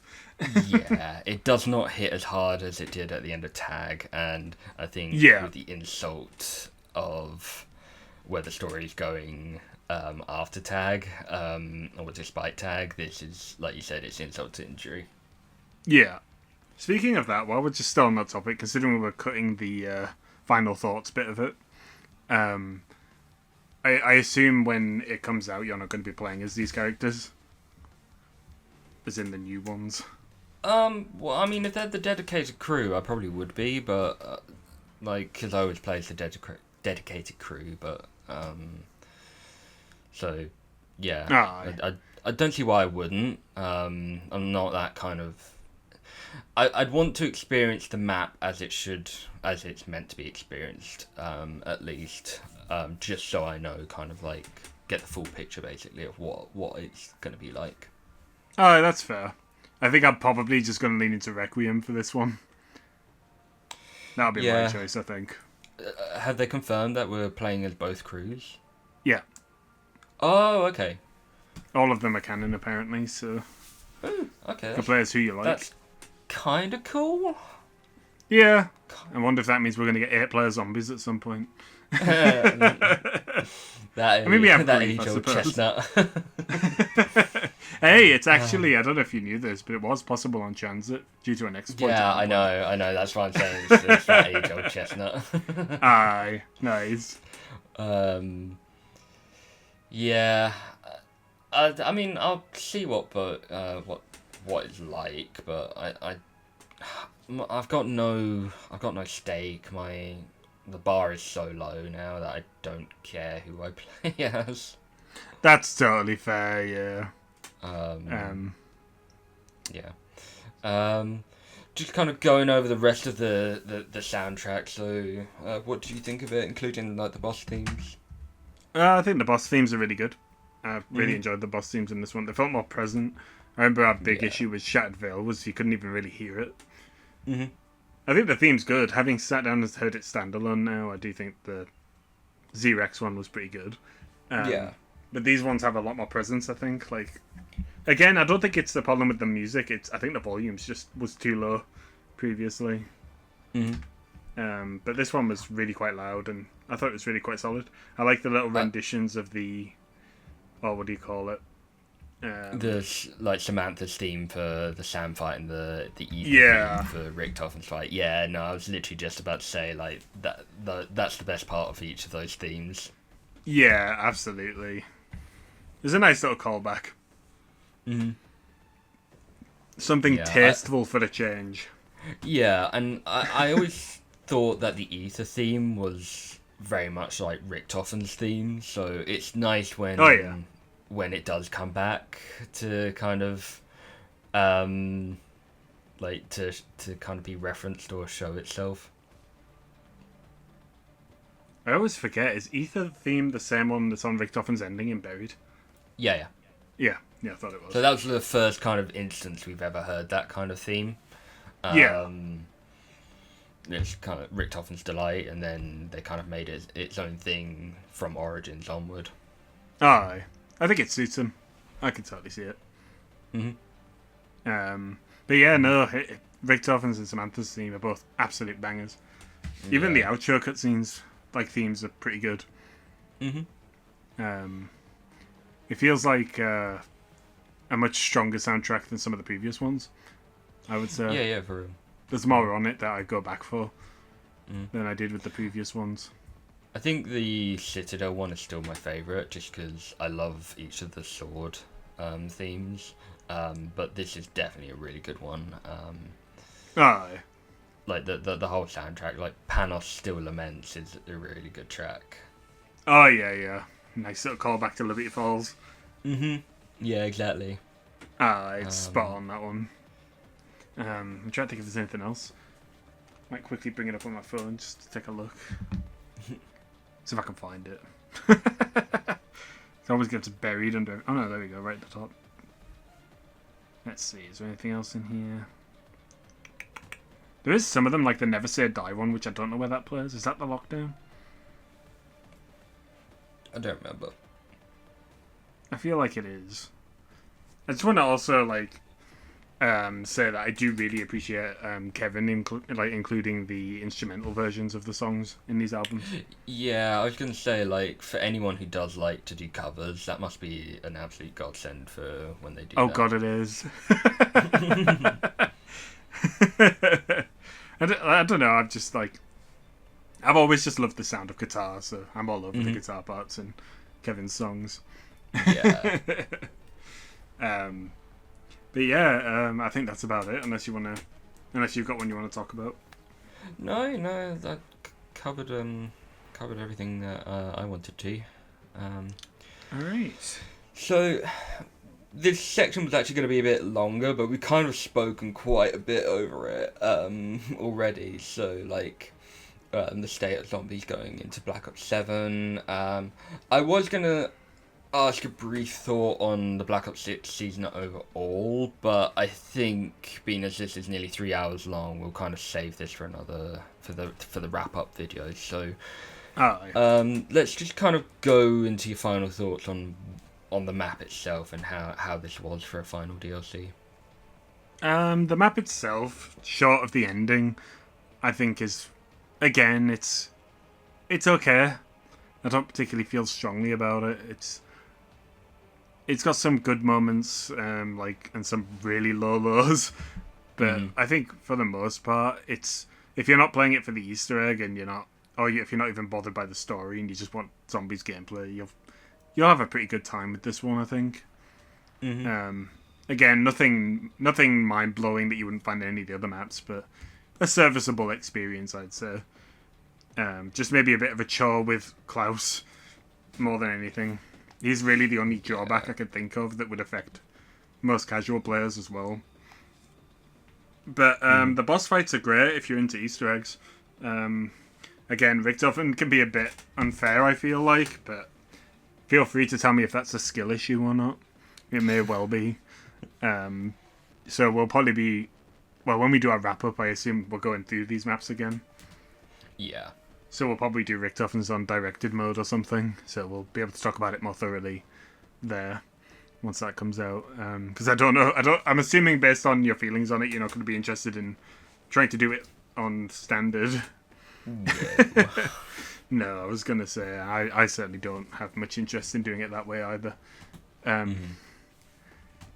Yeah, I think it's a relatively solid map. I'd say it's kind of like in the same state as Shattered Veil. Shrugs shoulders, basically. Yeah. It's fine. What about you? Yeah, I think I'm in the same kind of ballpark as you, really. It's serviceable. It's a alright map. There's nothing outstanding other than in terms of the map itself. There's nothing kind of outstanding really about it. It's very mid, at best. I agree. It does what it says on the tin. I think the story's been handled atrociously. I think the characters have been thoroughly assassinated, which kind of really dampens the experience. But it's okay. It's not one that I'll probably go back and play regularly, if at all. Nowadays. So, but I mean, yeah, like the actual gameplay loop, running around killing zombies, like that's alright. That's good. Uber Klaus can be a pain. That's no lie there. So, but yeah. It's very middle of the park, maybe subpar at worst. I think we've definitely had stronger entries in this game. For sure. Yeah, it's okay. That's all I'll kind of give it. It's okay. Yeah, like I say, I'm firmly in the same park as you. Just, it's okay, middle of the road, Shattered Veil quality, Yeah, which is it's fine. like, But yeah, I was kind of hoping for a bit more with the last map. But it does Yeah. try some. It does try some cool things like the optional upgrade quests and the boss fight. So I'll give him some points there. yeah, it's kind of like your bog standard, like beans on toast meal, really. Yeah, exactly. Like you're not getting a 100%. 5-star like experience from this, but it's not utter dog shit. Yeah, absolutely. All right. Is there anything else you want to say, or you want to do a wrap up? No, let's. This video's gone on long enough. Let's try and wrap it up under 3 hours. So, I don't know. We could set a record here. Our first 3-hour video. I think this is off. Yeah, probably, but this is definitely our longest video. This will be 3 hours. I can tell you this. I might just call the episode a 3-hour rant on Reckoning. Yep, I am agreeing with you there. So, hopefully next episode, which will be hopefully shorter, sticking with the theme of Final Zombies maps, we are going to discuss our thoughts on the explosively iconic grand finale of Black Ops 1, Moon. And then the episode after that, Josh and I will go over the Black Ops 1 Zombies maps and rank them alongside our World at War maps that we've previously ranked. So we're very much looking forward to doing that one, I think. I think we'll probably save the ranking for the Black Ops 6 maps when we do the wrap-up video, maybe. Aye. So, yeah, other than that, all that's left for me to say is please do the YouTube pleasantries, and thank you for watching from me. And I'll hand over to Josh for the final word. All right. So just wrapping up here. Again, as always, you can find all the necessary links in the description for anything we might have talked about. We've also got the Discord as well, if you want to check that out and tell us what you think about Reckoning in either on Discord or in the comments below, and we'll have a look. Hopefully, there's people out there feeling more positively about it than we are, because it's never as much as we've gone on a tirade, it's never fun to be let down by something and unhappy with the direction it's going. So yeah, I'm hoping this didn't come off as too negative, but if that's the way you feel, Yeah, if I could just interject here for a second, I think it tells a lot when both Josh and I are feeling negative or let down by something. We're usually pretty open-minded and take things at face value, and enjoy things for what they are. But yeah, this is a special case. It really is. Like I say, I feel like if that one change of the characters appearing at the end hadn't been there, I'd feel probably really quite differently about this. This is exactly why I gave you that warning about doing the wrap up a few weeks or months after, because I had a feeling something like this was going to happen. Yeah. But yeah, I won't drag it out anymore. Yeah, that's fine. I'll just quickly say, so we are planning a wrap up on Black Ops 6 as a whole, based on a couple of things, such as the rumour of a classic mode coming in, and apparently a rumour of a super Easter egg. We're probably going to do this just before, or do the wrap up video for Black Ops 6 just before Black Ops 7 comes out. So it's not going to be anytime soon, but it is in the pipeline. Yeah, I would say maybe like early October, maybe something like that. Late September. Yeah, that'd be ideal. Because I'm thinking if we've got 2 weeks of Moon and then the wrap up for Black Ops 1, that's probably going to be that'll probably be the start of October by the time we've done that. So yeah, probably around that time. Yeah, we'll see where the game is at.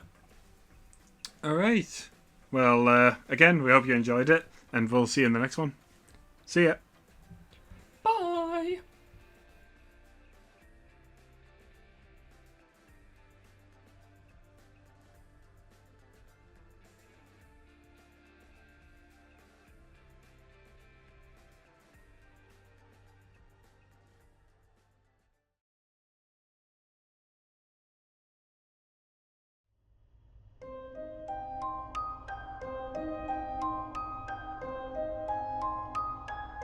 I would like to return to my home, my beloved, before the bombs fell. If only to die by her side. I see myself at peace, serene, sitting beneath a cherry blossom tree, listening to the joy of my children at play. I think I'd like to teach medicine, maybe pathology.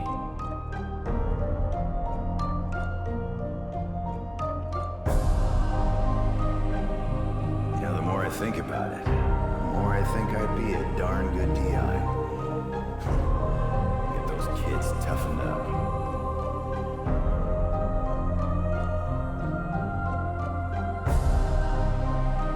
I would like to be in favorite bar, but as long as I have vodka, I am a happy man. I would like to know for sure that I brought honor to my ancestors. I should probably try to relax. Take up a hobby. Maybe I could open more. Let me think about it. Wherever I go, you know I'll be kicking ass.